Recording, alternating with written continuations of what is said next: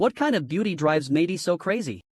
Even the female CEO can't be trusted. Type in the comments, dog head and fist bump, trigger new expression. Come and give it a try. This programmer, who is still working overtime at 996, has debugged all the front-end bugs, but woke up his female apprentice. I rushed to the master and praised him for being amazing. Get away from me. I already have Qianqian. Today, I'm going to propose to her at the celebration banquet. I arrived at the magnificent hotel. I was incredibly nervous. I watched the host announce the biggest project, but it was only addressed to Director Lee from the planning department. Damn, master. He took credit for your work. He's the boss. It's inevitable. Why did Qianqian go up there too? Mr. Lee looked at Qianqian coming towards him. He announced that he was engaged to Qianqian. The male lead thought of 1,000 angry alpacas rushing by, cursing this shameless couple.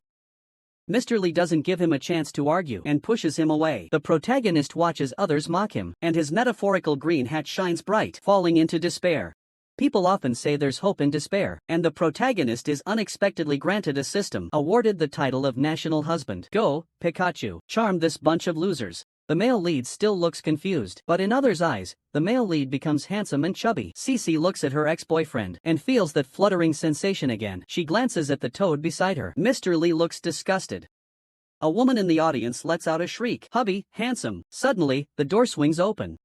The female CEO strolls in. Please take your fiancé and get out of my company. Seeing the handsome guy nearby flirting with the male lead, Cece begs her ex-boyfriend to get back together. You bitch, get the hell out of here. The handsome female CEO looks infatuated. She then brings the male lead to a couple's hotel. Boss, this isn't really appropriate. The female CEO leans in and asks, what do you think is inappropriate? Wait, it looks like the male lead is about to be forcefully seduced. What kind of looks drive the girls so crazy? Even the female CEO can't trust the comments section. Type Doge and fist bump to trigger a new emoji. Come and give it a try. Now the female CEO wants to pin the male lead against the wall, skillfully unbuttoning her shirt with one hand. The male lead immediately sprays 18 years of single blood. Young man, come and have fun. His heart is pounding wildly.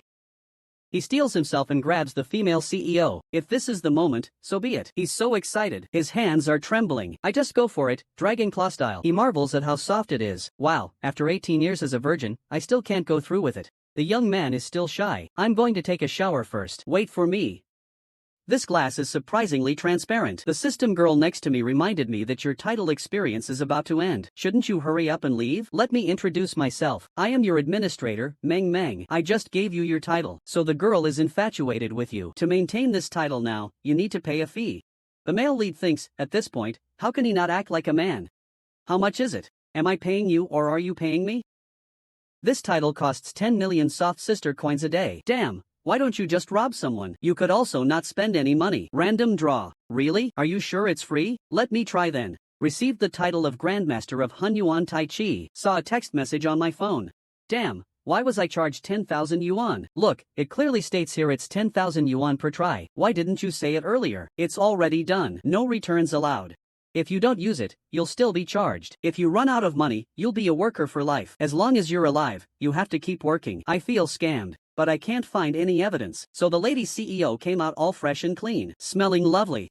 Hey, why is your fur all over here? You total pervert. Get out of here. The shameless guy storms out of the hotel. Right outside, he sees some thugs harassing a girl. The girl is stumbling around. No need to blend in with the gang. She walks up to the male lead and says, brother, please save me. What kind of looks would make the girls go this crazy? Even the female CEO can't be trusted. Type dog head and fist bump in the comments to unlock a new emoji. Come and try it. Kid, I advise you not to meddle in other people's business. Ultraman, please come save this girl. Damn, we've been tricked. There is no Ultraman in the world. Start the fire wheel to escape. Hide here. They shouldn't be able to find us. This cute girl seems to have been drugged. I feel so hot. My body feels so strange. I'm so painful. Help me. I'm still an 18-year-old virgin. I won't sacrifice myself to detox for you. I found them here. That bastard. How dare he steal my prey? Beat him up. Don't be afraid of them. You're a man with a title. Watch my Hunyuan Xingyi Taiji fist. Kid, do you dare to take a punch from me? This kid pulls a dagger from his waist. That's dishonorable. How can you bring a knife to a fight? Don't back down. I'll teach you a killer move, the 5-strike lightning whip. Come on, you little runts. Look at my ultimate move, lightning. Wait, a whip? The system only provides technical weapons. You have to prepare your own. An ultimate move? That's just laughable. There's no other choice. This is what you brought upon yourselves. Watch my finishing move, lightning 5 whips. I was right. That girl? This scene is really hard to look at. Oh, you're lucky. I'll take you to the hospital. Suddenly, several big cars drove up. A bunch of people in black got out. What are you going to do to my daughter? My daughter was drugged. She was undressed, wearing only underwear. No matter what she does now, she can't wash away the shame. How dare you assault my daughter? Tie her up and drown her in mud. What kind of looks make girls go crazy?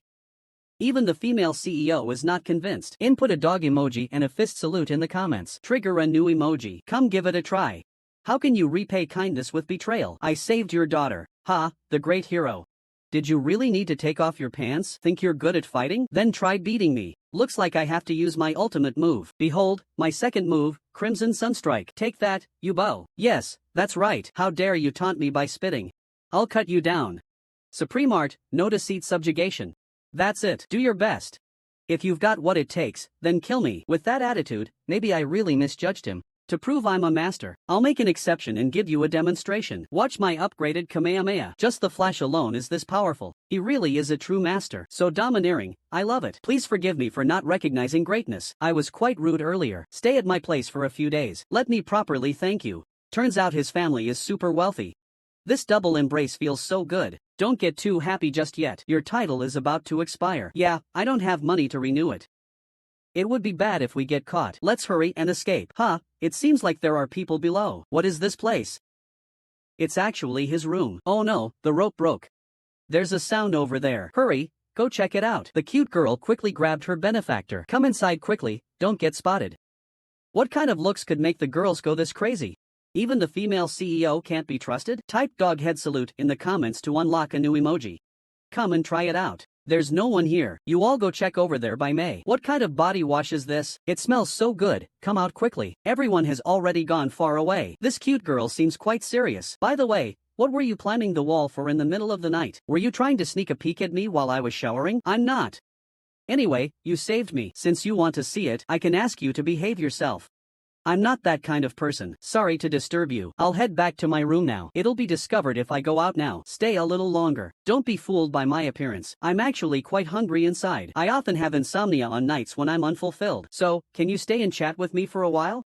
Look at my hands. I just want to talk. I went to the bar seeking excitement because I lost my sense of taste. Never thought I'd be drugged. You, the mafia princess, dared to go to a bar alone? That was just my dad trying to scare you. My family isn't part of the mafia. My dad is actually a famous chef's apprentice. I grew up without any worries about food or clothes. But recently, I lost my sense of taste. So my family is offering a reward of 1 million. I need a skilled person to help me treat this strange illness. The male lead is currently thinking about how to earn 1 million. The system has a title for a culinary master. Maybe it can cure his illness, but it costs 50,000. I only have a few hundred in savings right now. What should I do? Alright, give me 1 day. I guarantee you'll be satisfied. What kind of looks make women go so crazy? Even the female CEO can't resist. Type dog face plus clasped hands in the comments to unlock a new emoji. Come try it out. The next day, I was still racking my brain on how to make 5 million, but I was woken up by that damn ringtone. My morning grumpiness was about to explode. I answered the phone and heard a voice asking what time it was. Why aren't you at work yet? The female CEO personally called me. The CEO thought about how she misunderstood the male lead that night. She wanted to apologize to him, but the male lead was lost in thoughts about the first episode, afraid he'll retaliate with calls. I told the CEO directly, I'm quitting. Who approved your resignation? Get over here and work right now. Quick. Hang up the phone. Oh my god, she's a real tigress. Go teach others and earn tuition money first. The cute girl shouts eagerly, as long as you learn my moves. You can protect the people you want to protect. A bunch of people are rushing to scan the code. The male lead looks at the money coming in with a smug grin. Wait a minute, didn't you all forget our rules about corpses? This group of fools just realized. They hurriedly cried and hugged the big shot, admitting their mistake. Sorry for interrupting the master from accepting disciples. The butler, bring me my credit card. Master, you saved my daughter yesterday. This black card is a gift for you. I saved her out of righteousness. I cannot accept money. Then he runs to the corner, sobbing. If I had known, I wouldn't have acted so noble. That black card is worth 100 million. You little fool. At this moment, I ran into the thug from that night. I stepped on my beltless pants today. Don't be afraid of the clothes. I've upgraded your title for you. Go, Pikachu. Go beat them up. What kind of looks make the girls go crazy like this?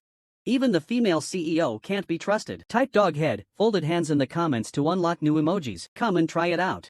You bunch of losers never learn, do you? This time, I'll engrave bronze trash on your face. Brothers, get him for me. Watch me use my Grandmaster's ultimate to send you flying. See that? This is the power of a King of Glory champion. Were you just about to engrave something on my face? I didn't even graduate elementary school. I'll engrave it for you for free. Hold on, master. This kind of person isn't worth your effort. I'm just scaring him a bit, that's all. Speak. Who sent you to kidnap me? Don't think I don't know what you're after. With our family's strength, it's easy to find out. If you don't come clean, Xinjiang will show mercy. We were forced. It was Oni-chan's idea, and he gave us 50,000 to kidnap you. Oni-chan is now one of the hottest female streamers. If we fail this mission, we will definitely be retaliated against. Aren't you recruiting disciples now, hero? Just accept us as your apprentices. To show our sincerity, I'll offer 50,000 as a tuition fee. Generally, I only take in disciples based on fate. Seeing how sincere you are, I will accept him as my disciple. So suspicious. Master, you can't just take him in as a disciple. Don't worry, this way I can monitor them at any time. So it was all to protect me. You even risked your life. But little did you know, all he thinks about now is money. Money, money. Meanwhile, Oni-chan knows the mission failed. I won't send you private photos anymore. It's all that guy's fault. I have to take care of him first. There isn't a man I can't handle. What kind of looks drive girls so crazy? Even the female CEO can't be trusted. Type dog head and fist bump in the comments. Trigger a new emoji. Come and give it a try. Does this person look like you watching the video? That's right, the male lead. He's getting ready to change his title. Starting to show off. Oh wow, this Chinese culinary god is impressive. I've saved you. Tomorrow I'll definitely make a name for myself. Sure enough, a man who can cook is super handsome. The maids are so enchanted while eating. The aroma even wafted into the cute girl's room. Jumped out of bed in a flash and rushed to the dining hall. The main guy thoughtfully brings food to the cute girl. She's completely overwhelmed with emotion. No man has ever specially cooked for me before. But he's just wondering if she'll burst out of her clothes after eating. Eat while it's hot. I can't wait to see that scene. It smells so good, I'm digging in. Do you eat instant noodles like this? It makes me want to throw up. I'm sorry. The noodles went up my nose. Don't force yourself. Don't waste food. I'll eat it myself. I'm so angry I can't see that image. No, give me another chance. I will definitely satisfy you. Since he cares so much about me, let's reward him. I'll give him my treasured 18-year-old first kiss. The maids were stunned. The lady made such a move. What kind of man makes a girl unable to resist? It's just because the girl tried to curry favor with the male lead. She even licked her lips. And she looks like she hasn't had enough, leaving a dog head salute. Next up, it's your turn. The girl now just wants to support the male lead. She wants to give him $1 million to show that his face gives her a taste of flavor. It's a refreshing, sweet and sour lemony taste. I think I'm already falling for you. They say a first kiss tastes like lemon. The male lead thinks to himself, I'm an upstanding person. I wouldn't make a move on a student. He firmly tells the girl, you're still too young. The girl hugs him and says, I'm already very mature. It's surprisingly convincing. No, I can't take action against him. I'm too principled. I need to find a way to make him stop harboring fantasies about me. By the way, tell me about the details of your illness. That was a year ago. My dad wanted me to inherit his legacy. I tried countless times but failed. It led to a loss of fear. It seems the pressure caused the illness. We need to help him cure this strange illness. Meanwhile, this unlucky guy is practicing chopping vegetables like it's elementary school kung fu. All because you guys don't like and follow me. When Oni-chan's call shows up, he just drops to his knees. On the other end, his brother says, can you do me a favor? Oni-chan on the screen responds with a dynamic wave beam. This unlucky guy was instantly mesmerized, completely captivated. Then, my friends, let's all go together, okay? What kind of man makes a girl unable to resist? It's all because the male lead made some dazzling food. That's right, it's the pineapple bun we usually eat. The girl was shocked. What kind of trick is this? It even glows. She quickly wanted to try how it tastes. This is a classic case of operating like a tiger. Looking at the results, the bellboy comforts you, saying that you're just too stressed to have an appetite. I'll teach you how to do it. Then let your dad taste it. The girl thinks the male lead agrees to her confession. But little does she know, he's thinking about $1 million. It turned out well. The flavor is very authentic. The girl still lacks confidence in what she made. But thinking about how the male lead encouraged her, she decided to let her dad taste it. Seeing her dad about to give feedback, the girl felt really anxious. This is seriously delicious to the point of bursting. But daughter, did you really make this? She probably took the male lead's share. He quickly reminds her, you made this yourself. If you don't believe me, try it yourself and see. Expecting her clothes to rip? Not happening. Poor girl is crying, saying no likes or follows, can't play chess anymore. She thinks he's not yet worthy of taking over. Why don't you two just get married? And he even said, I'll leave my dog head emoji, ball my fists, and give $1 million to my daughter. What kind of man makes a girl unable to resist? Just because the male lead cooked a meal to please his father. His father wants to promise his daughter to the male lead. I heard he's leaving a dog behind. You're next, so get ready. His father is very satisfied with the male lead. He tells his daughter to win him over. The daughter promises earnestly to complete the task. A girl pursuing a boy is like a layer of gauze. Come on, that's good. Dad, I'm going to have 108 monkeys with him to show you. The two stood on the balcony chatting. The cute girl suddenly confessed that she wants to have monkeys with the male lead. The male lead was instantly stunned, frozen in place. He thought he could be with a rich woman. Not having to work hard for a few decades wouldn't be bad either. The system tries to stop him, saying no. The main character quickly responds, "Shut up." But unexpectedly, the cute girl thinks he's talking to her. She still doesn't want to give up, saying, "Wait until I grow up." The main character feels heartbroken. And just like that, the rich lady is gone. Because for you, there are things more important than romance. You have bigger priorities. In the past, I've served people as kind-hearted as you. After I chose them, they gradually became successful. But once he achieved success, he turned dark. He wanted to control all of humanity. When we disagreed, he gravely injured me, took away half of the titles. Are you suggesting I go up against him? What's his title now? His current title is? So, it's still too early for romance. I need to focus on dealing with this powerful enemy. Meanwhile, Oni-chan is being punished for a failed mission by leading people into a trap. This blonde woman is one of the god's demonic minions. What kind of livestream could make the protagonist break into such a cold sweat? Just because his big brother on the other side of the screen started acting out. Heart racing.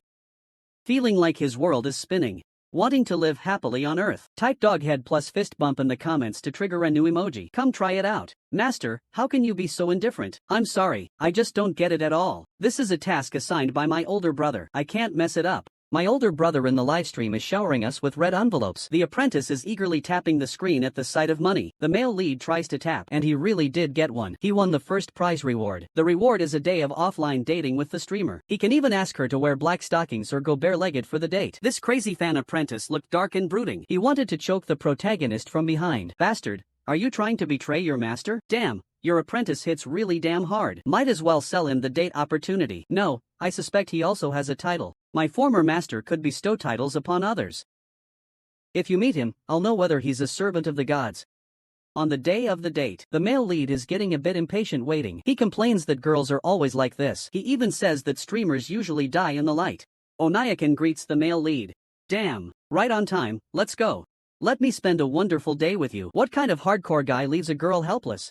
She tries everything, but he doesn't budge. Type doghead plus fist bump in the comments to unlock a new emoji. Come and try it. The two of them arrived at the restaurant to eat. Oni-chan elegantly places an order. The system recognizes her as a goddess of the otaku community. She is skilled at flirting and being cute. But that's okay. I'll give you the title of a steel straight man, with a mind as straightforward as steel. Every sentence can kill the conversation. Round 1, Oni-chan initiates an attack. Unexpectedly, the male lead only wants to go Dutch. Oni-chan thinks, what a rare kind of man. Round 2, Oni-chan wants to indirectly kiss by sipping the male lead's cola. But the male lead says carbonated drinks make you gain weight. You're not thin to begin with. Don't drink it. Round 3, Ani-chan pretends to trip so the male lead will help her, but the male lead walks away without looking back. Round 4, this time she asks the male lead to take her picture. She thinks, with this body of mine, I'll totally mesmerize him. But who would have thought he's photographing the sky? What kind of oblivious guy is this? This is terrifying. Round 5, she deliberately breaks her shoe to fall right into his arms. I can't walk anymore. You're really dumb, isn't this much better for you? Without wearing high heels, you're really short. Yoni is so angry she's shaking all over. The male lead doesn't care. He picks up the phone. Round 6. I don't care. I'm just going to confess directly. I don't believe you can handle it. Who would have thought the male lead had vanished? It turns out a call came in. The cute girl has been kidnapped. The male lead rushes to rescue her. It's right here. He opens the door and shouts urgently. Is this Chainsaw Man's place? Don't be scared, cute girl. I'll rescue you right away. This binding is quite artistic. I don't know where to start. At this moment, Chainsaw Man appeared at the door. What kind of man lets two girls fight each other? Only because the male lead gained the title of SM Training Master. Input a dog emoji and a fist in the comments. Trigger a new expression. Come and give it a try. Outside, the Chainsaw Man approaches the male lead. You can't change titles yet. Can't fight head on. Look over there. Ultraman is making a diversion and running away, holding the cute girl's hand and running. Suddenly, the cute girl trips over a rock. Squatting on the ground, she says pitifully, it hurts so much. There, all done. No more pain now. The cute girl is incredibly moved. He's so handsome, I want to marry him. The Chainsaw Man is chasing them relentlessly. They quickly hide in the grass. Suddenly, a phone rings.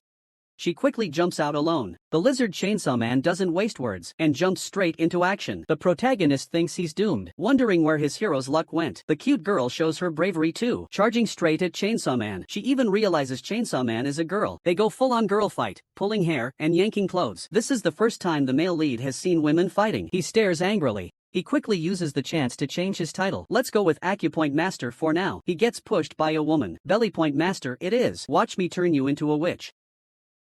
This scene is kind of hard to describe. This woman is still so silly. She needs a bit more whipping. As expected, this title is quite impressive. I bet she's now aware of Daddy's power. At that moment, a voice came from behind. It was Oni-chan, sounding quite jealous, looking at the male lead hugging another woman. What kind of sparks will fly between the top streamer with 70 million fans and a total newbie cute girl? Type dog head and fist bump in the chat to unlock a new emoji. Come give it a try. You purposely went on a date with me and then had someone kidnap my little fan. Who told you to be so indifferent during our date? Everyone was surprised. The male lead remained unmoved. The cute girl thought, since he left the date to rescue me, he must care. Stop bullying my fan. If you have the guts, come at me. Since you're so protective of him, let him come and challenge me. If I lose, I'll quit. If I win, you hand him over to me. I need to consult my little fan. Do you want to challenge him?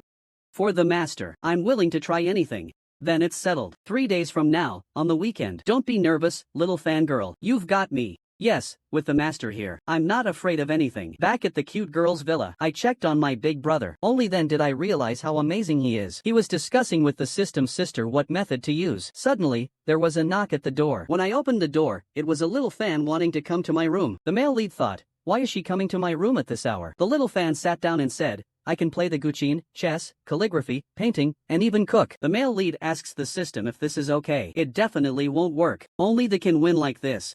There will also be classical and folk dances. No, you have to do it this way. I want to wear a gown like this too. Don't worry, I have a gold medal producer. I promise to turn you into a goddess who'll go viral with all the fanboys. Ha ha ha.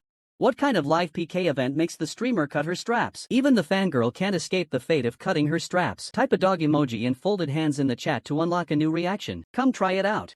Let's start by giving our fangirl a stunning makeover. Then learn how to dance the heartbreaker move. The male lead saw him dancing and was really into it. Great, we just have to wait for tomorrow's match. The little fan brought the male lead a nourishing late-night snack. It's so late already. How about I help you with a bath and a massage? Having someone to take care of you is really comforting. Master, I'm worried I won't win the match tomorrow. Just do your best, leave the rest to me. The little fangirl looked shy. She exclaimed that the male lead is really reliable. On the day of the PK, it's a best of 3 tonight. Both sides greeted each other. The rule is that the loser has to pay the punishment of taking off their strap. The little fangirl started the attack first. The male lead quickly invested all his savings. Damn, they came prepared. It seems I have to pull out my trump card. Those who send gifts can get double returns. Sure enough, the little fangirl lost the second round. The male lead was well prepared and sent out the title of King of Connections. He pushed the little fangirl's popularity to its peak. Oni-chan doesn't understand why so many big names suddenly showed up. Very good. This is the effect I wanted. The little fangirl didn't expect the male lead to know so many celebrities. I still haven't used my trump card. You forced me into this.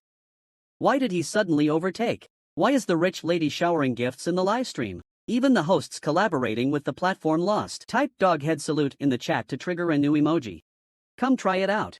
Bet you didn't expect I'd rig the data with the platform. Oni-chan's failure is not tolerated by the platform. What should we do, master? Should I just throw my money into it? I was careless. I didn't expect him to collude with the platform. This time, it might be beyond saving. What about the other villa? The mysterious rich woman mocks him, saying he cheats despite holding the title. Since that's the case, I'll let you all witness some superpowers. Wow, who's the big spender sending so many gifts at once? Oh no, what's going on? Contact the platform to resolve this. But they said the system is down. How could this happen? I'm going to lose. Congratulations to little fangirl for winning this round of PK. Calm down, everyone. The camera is still on. Big bro logged off because he couldn't handle losing. Made over 10 million goals from one live stream. You can unlock a title for your teammates if you buy a luxury car worth 50 million. Little fangirl, you helped me make so much money. I'll give you a gift. Master, you are truly so kind to me. This one looks pretty good. Why is no one here to assist? Hey, handsome, could you introduce this car to me? Can someone as broke as you afford it? Who are you calling broke?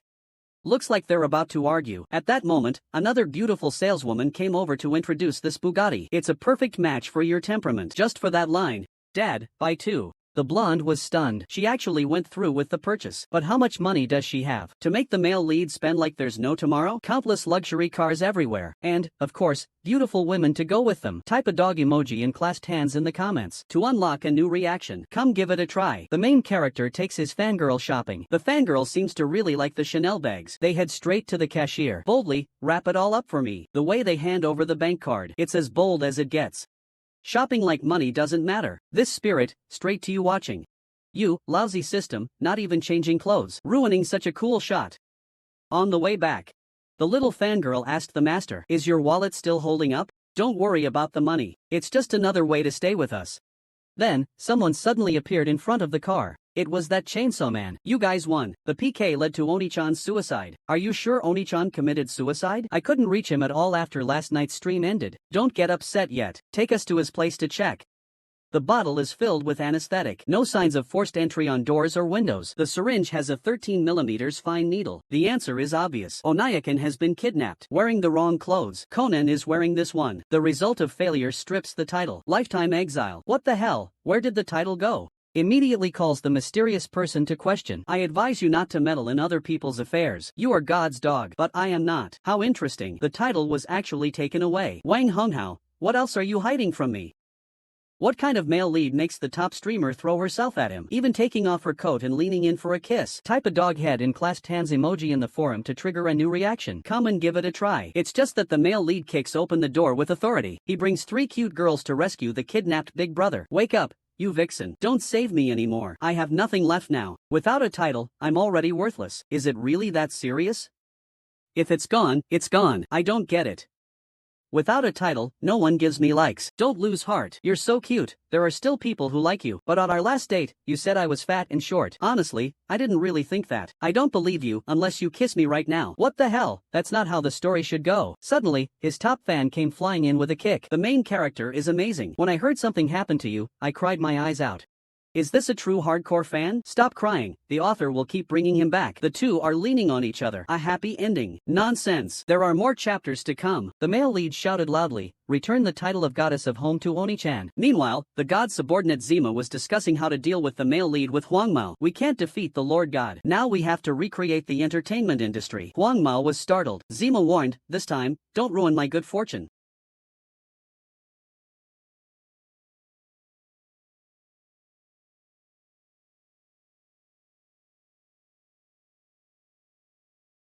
What kind of male lead can make 2 school beauties fight over him? And they are even eager to have 108 monkeys for him. Typing dog head plus a fist gesture triggers a new emote. Come and give it a try. Our cute girl is rummaging through things. The male lead's comment about the color of her panties is pink polka dots. Yes, the viewers can fill in the details in their minds. Big brother complains that she's showing her underwear early in the morning. The cute girl quickly pulls down her apron to cover the bottles on the cabinet. A jar is about to fall on the cute girl. The male lead quickly rushed over and elegantly caught her. Our cute girl actually pretended to fall into his arms on purpose. This scheming girl dashed over and gave the male lead a tight hug. The male lead was so charmed by the cute girl that his face turned red. At this moment, his sister cried out that she wanted to stay at his house. He thought having an extra maid at home wouldn't be bad. However, the cute girl didn't want that woman sharing a room with the male lead. She spoke up, saying that it would be fine if she just came to my house. So the cute girl prepared lunch for them. For Oni-chan, there were just a few green leaves. She even said that foxes are omnivores and need to supplement vitamins. Oni-chan didn't mind and got closer to the male lead, asking to be fed some meat. The male lead wasn't stingy either and fed him a bite. The goddess of the nerds truly lives up to her tea-making skills. She's so adorable she even snapped the fork. So, it's okay for you to flash your panties, but I can't be fed by someone?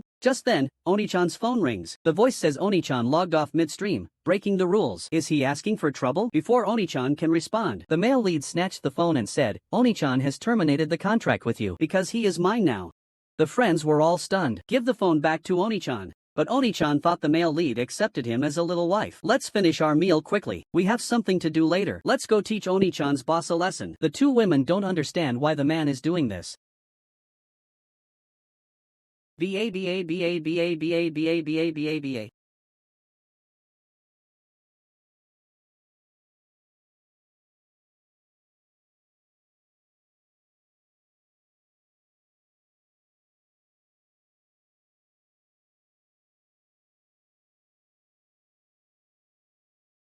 This man was once a notorious figure in the martial arts world, known as the Beast of Hajin, but now he's been reduced to the owner of a rundown video store. His name is Li Yan. As a young man, he sought out masters far and wide to learn martial arts. He earned a fierce reputation in the martial world. But a month ago, he was diagnosed with acute leukemia. Now, I can only spend the last moments of my life in this rundown little shop. At that moment, a young girl walked in from outside. She softly asked, "Are you Mr. Li Yan?" Li Yan gently raised his head to look at her. He indicated that he was Li Yan. With the confirmation, the girl began to introduce herself. The girl's name is Lei Jing. He is a director of the Chinese Martial Arts Association. Her grandfather, Lei Hongsheng, is Li Yan's nominal master. By seniority, Li Yan should be his senior apprentice. Due to her grandfather's passing, she wants to invite Li Yan to return to Guangdong as an advisor for the Martial Arts Association. However, Li Yan directly refused her request. She informed Lei Jing that she had been diagnosed with leukemia and had little time left. She was afraid she couldn't be of help to him. Faced with Li Yan's attitude, Lei Jing was somewhat displeased, but said nothing. She took out a business card and gently placed it on the table, softly saying, "My grandfather used to say, those who practice martial arts feel a stir in their hearts, 3 parts anger, and among so many younger generations, only when you, senior brother, have fully nurtured this bit of resentment. No matter what you ultimately decide, I hope that this bit of anger in you remains." With those words, he turned and left with the driver. A bit of resentment, huh? Looking at the touch of red on her hand, Li Yan let out a self-mocking smile. At this moment, she no longer felt like working. Just about to close the door, suddenly, a hand blocked the roller door. A decayed face appeared in front of Li Yan.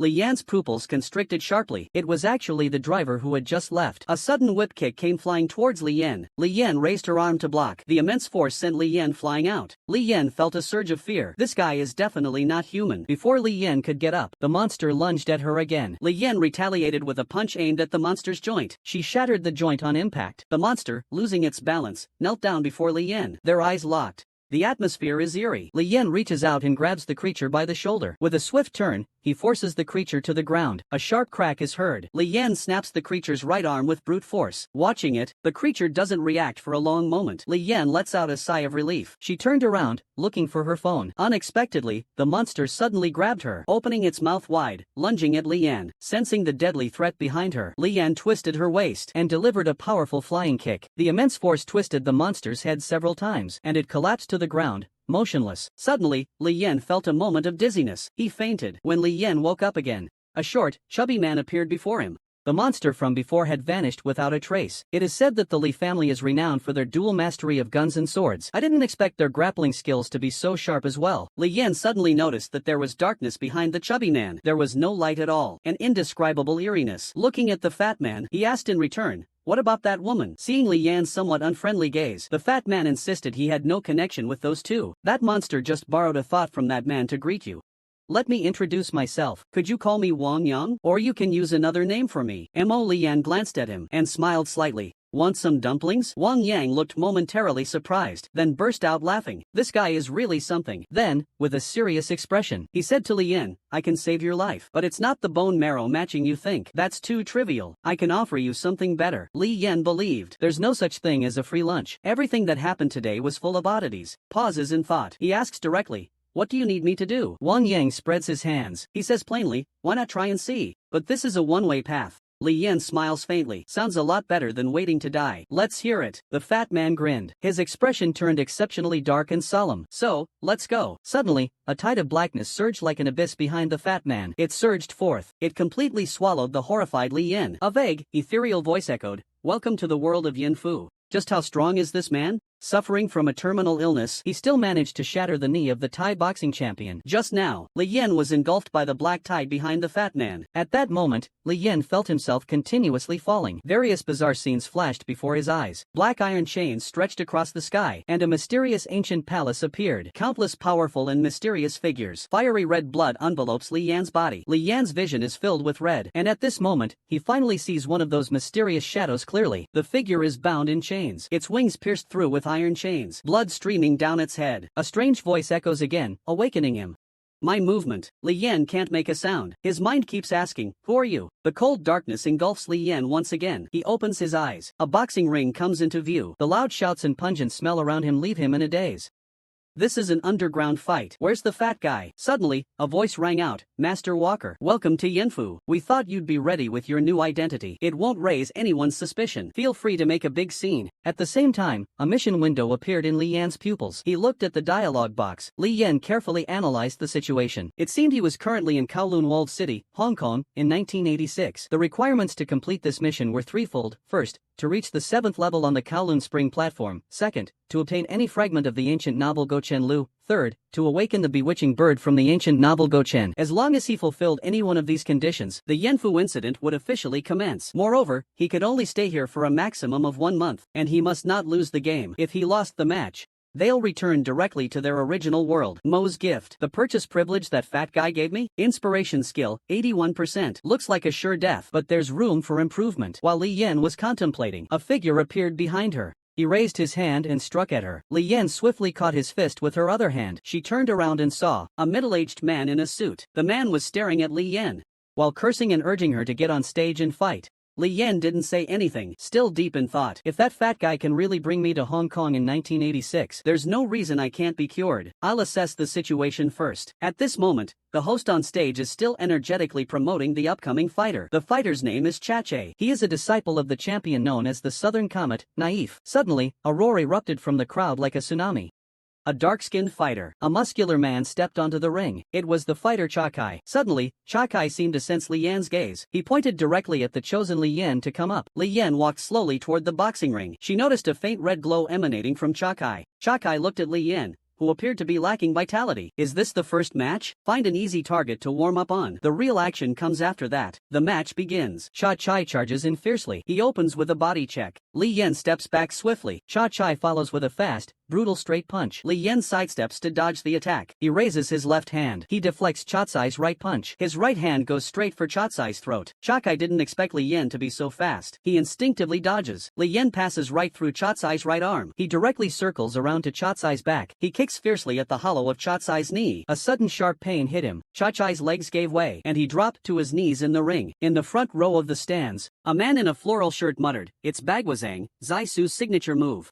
At that moment, Cha-Chai wobbled to his feet. Li Yan dashed forward, throwing a straight right punch at Cha-Chai's face. Cha-Chai carefully protected his face. He blocked this punch. Li Yan launched a fierce kick towards Cha-Chai's right leg. Cha-Chai could only endure the intense pain and brace himself. Then there was a crack. Cha-Chai's knee was brutally shattered by Li Yan's kick. This man is a once-in-a-century martial arts genius. Yet, a month ago, he was diagnosed with a terminal illness. To cure the illness, he was led by the guide Mo into the Yenfu world. Upon entering the Yenfu world, the first challenge he faced was the Thai boxing champion. Just moments ago, Li Yan landed a blow that shattered Cha-Chai's knee. Cha-Chai fell directly to the ground, crying out in agony. The audience who lost their bets on stage also started cursing loudly. Li Yan coldly looked at the referee and said, "Announce it." The host stared blankly at the tea dishes on the ground. He calmed himself down. Only then did he announce that Li Yan was the winner. But Li Yan had no intention of getting off the stage. He gently asked, "Aren't we supposed to fight through the levels? Who's next?" Suddenly, a burst of laughter came. It was the man who had just seen through Li Yan's tactics in the stands. In the Long City boxing ring, someone has to be scared for it to open up. If no one is afraid, you can only get off the stage. Does anyone have the guts to fight my man? Win or lose, this 50,000 yuan is yours. After saying this, he pulled out a thick stack of cash from his pocket. Li Yan looked at the man. He was wearing a patterned shirt. The collar was open, exposing a Yasha tattoo on his chest. Considering the prices of the 80s, 50,000 should be a huge amount. He could only stay for a month. No matter how much money, it couldn't be taken away. Just as I was about to refuse, a prompt suddenly appeared in my vision. A valuable item worth 50,000 yuan can be exchanged for 5 points of extension. Such items can only be exchanged after you confirm ownership.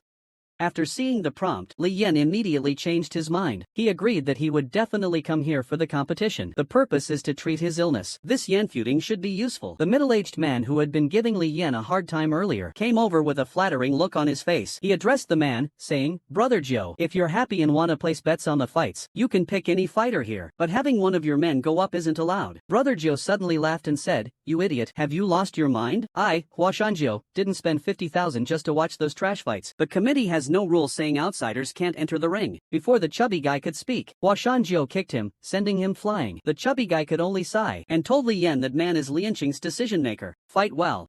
Take a few punches. Lying on the ground, I just got 50,000 bucks. Li Yan had a look of understanding. He wiped his nose with his hand. More nosebleed came out. At this moment, Li Yan was not in good shape. His body was experiencing high fever and inflammation. However, reflecting on the earlier match, he felt the impact of each punch. Only then can he prove he's still alive. At this moment, Washanjiu looks at the young man beside him and smiles, saying, Xiaozhou, I know you can't wait any longer. Go on up and have some fun. He knows that Xiaozhou isn't just someone with a few years of flashy moves. Jingying has been practicing martial arts for over a decade, more than enough to accept disciples at the academy. It's just that, years ago, Xiaozhou had sparred with a martial artist of the Cheng style Bagwazang. 5 ribs were broken. Lost hearing in the right ear. All these years, I've hoped to spar with a successor of Bagwazang again, to settle this old score. Xiaozhou stood up. He leapt directly from the stands onto the ring, bowing slightly to Li Yan. He softly said, Du Jiachuan. Zhou Weitao invited him. Li Yan frowned slightly. The discomfort in his body made cold sweat bead on his forehead. He softly said, He Jian. Li Yan looked at Li Yan. At his attitude, a trace of anger flashed in Xiaozhou's eyes. In a flash, he stepped forward, elbow striking directly at Li Yan's chest. At the same time, his right leg kicks toward Li Yan's abdomen. Li Yan reacts quickly. He blocks the elbow strike with his left arm. His right hand follows the momentum downward,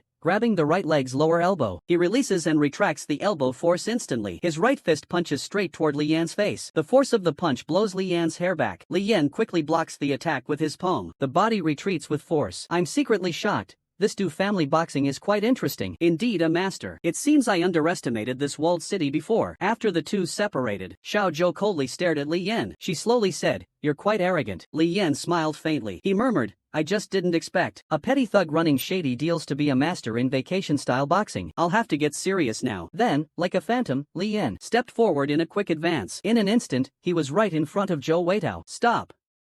This sudden shout instantly drew everyone's attention. Li Yan immediately stepped back a few paces. A red-haired young man in a leather jacket approaches slowly with his gang in tow. Hua Shanjiu leans back in his seat, glaring coldly at the red-haired youth and says, Red Demon, why are you here? Li Yan has finally found a way to cure his terminal illness, but the cost is that he must earn 3 million within a month. Just now, Red Demon stopped the match between Li Yan and Zhou Weitao with a single word. Regarding Han Gui's actions, Hua Shanji was somewhat displeased. His expression darkened. He adjusted his glasses and said, What? Are the 5 old ghosts of your committee planning to sever ties with us? Can't we even watch the fight between Helian Shang and Longcheng? The young man named Han Gui quietly lit a cigarette, took a puff, and said, The grudge between Helian Shang and Mr. Wu has nothing to do with us. We're just here to survive in the world of boxing, just making a living off the ring. But, you're treating my ring like a chicken coop, coming and going as you please, up and down as you like. That breaks the rules. Huashan smiled slightly. He glanced at Li Yan. He said softly, I'll get straight to the point. My Xiaozhou has always wanted to find a master in Bagwazang with strong skills. I, Hua Shanjiu, don't want any trouble, nor do I want to break the rules of Longcheng. Just as a favor to me, let the two of them have a match. The red ghost took a deep drag on his cigarette. He slowly shook his head. Rules are rules. I don't care about anything else. Today, your person is on stage. It's causing trouble in Longcheng. The atmosphere in Huashan Tavern is chilling. He didn't speak. I wonder what he is thinking. Meanwhile, Xiaozhou, who was listening to their conversation, understood in his heart. If he doesn't do something right now, today's events will likely end badly. He leaps down from the ring and says to the red ghost, Isn't it true that as long as I follow the rules and get in the ring, I can fight him? The red ghost raises his eyelids. Looking at Xiaozhou, he smiled and said,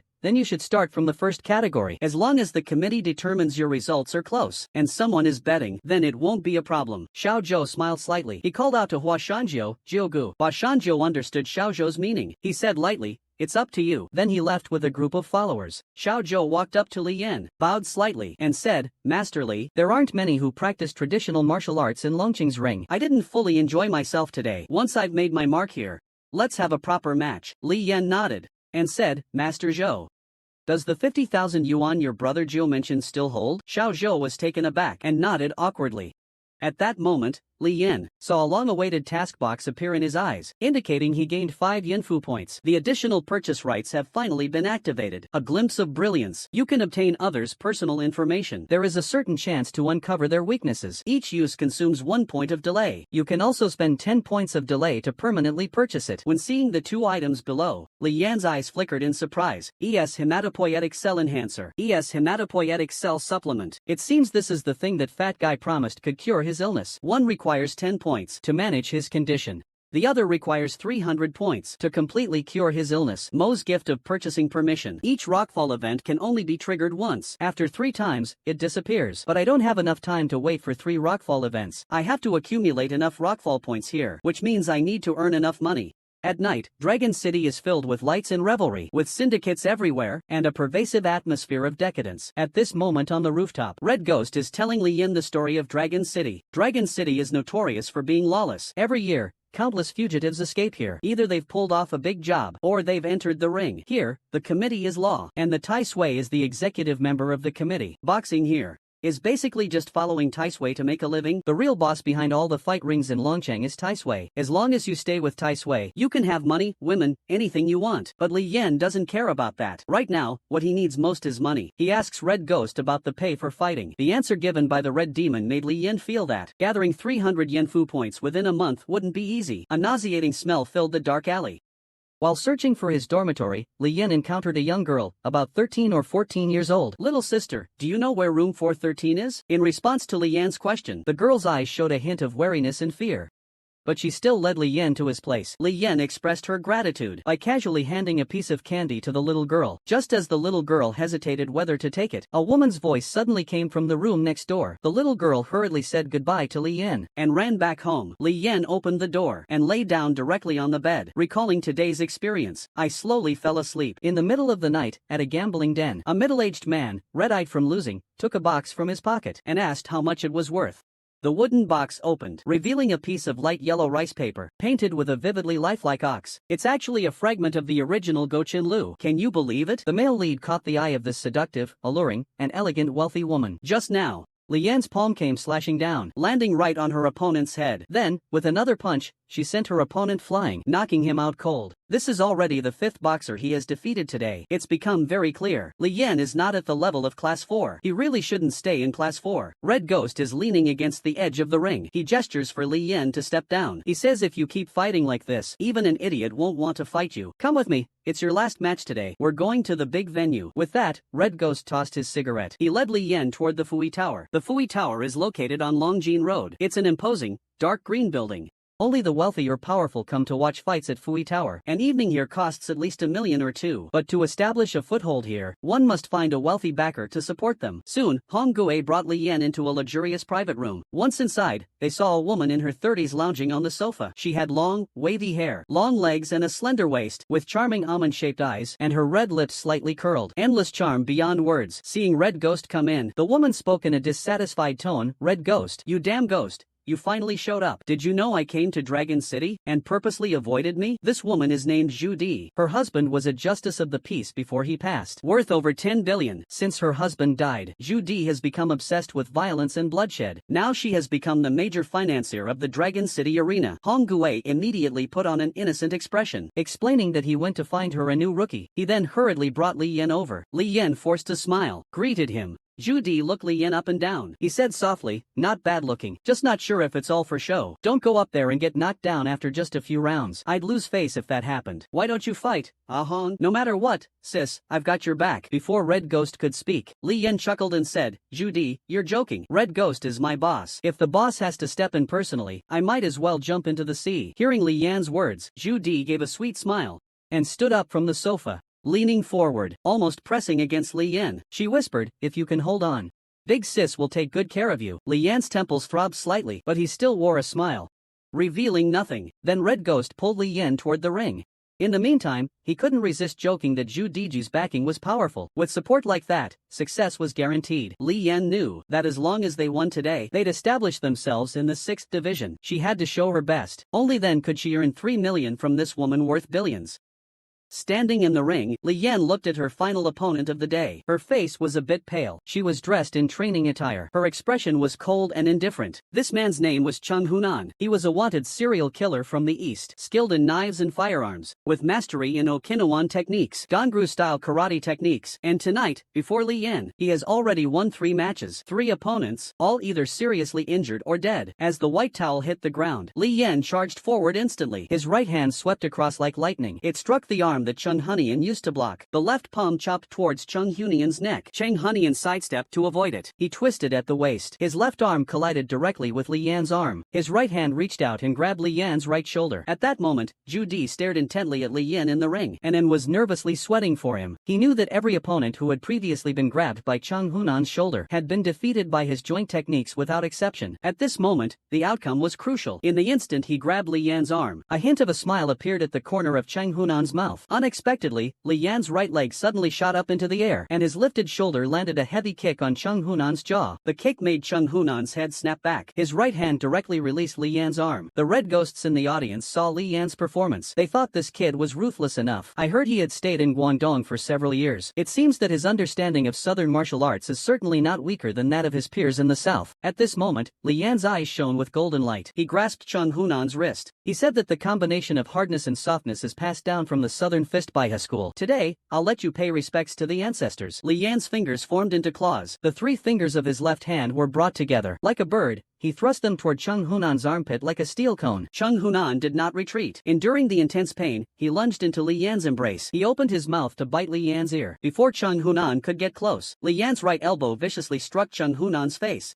Then, Li Yan's hands shot forward like arrows, his fists pounding Chung Hunan's body like a raging storm. As Li Yan's fists gradually slowed, Chung Hunan collapsed heavily to the ground, silent and motionless. From the audience below, a wave of screams and cheers erupted like a tsunami. The audience in the stands erupted. They shouted for Li Yan to do another round. At that moment in the VIP box, Zhu Di looked at Li Yan, his face flushed. He was drenched in fragrant sweat. His eyes were filled with a dreamy look. This might be the most cowardly gang I've ever seen. They actually wet their pants from just one move by Li Yan. Just now, Li Yan easily defeated Chung Hunan in the ring and came to the restroom. Li Yan took a moment to calm down. It was his first time killing someone. For someone like Chung Hunan, he felt no compassion. He understood this wasn't a place for mercy. To a fierce tiger, no ravine is too deep. To a coward, every step is a hurdle. He quietly repeated these phrases several times, silently making up his mind. Since he was here, the Gaochen Chronicles and the other ancient novels, he would make sure they were all in his hands. He entered the lounge. Li Yan noticed that the people inside were emitting a red glow. This must be a special ability of Yin Fu. Those who feel hostility towards him will emit a red light. The higher the threat, the deeper the color. Upon seeing Li Yan's arrival, the red ghost immediately took out a stack of cash and handed it to Li Yan. He told him it was given by Zhu Di. He asked him to buy a nicer set of clothes. Tomorrow, go keep Zhu Di company and tell Li Yan to open a bank account. The prize money from winning the tournament will be transferred there. After handling a few small matters, he took Li Yan out for a late-night snack. Through these past few days of interaction, Li Yan also felt that this young man named Honggue was much more compassionate than he had thought. They didn't go to any fancy places. They arrived at a hot pot stall in a small alley. After a few rounds of drinks, the two were having a great conversation when shouting and cursing caught Li Yan's attention. A young man with a nose ring pointed to the wet spot on his pants,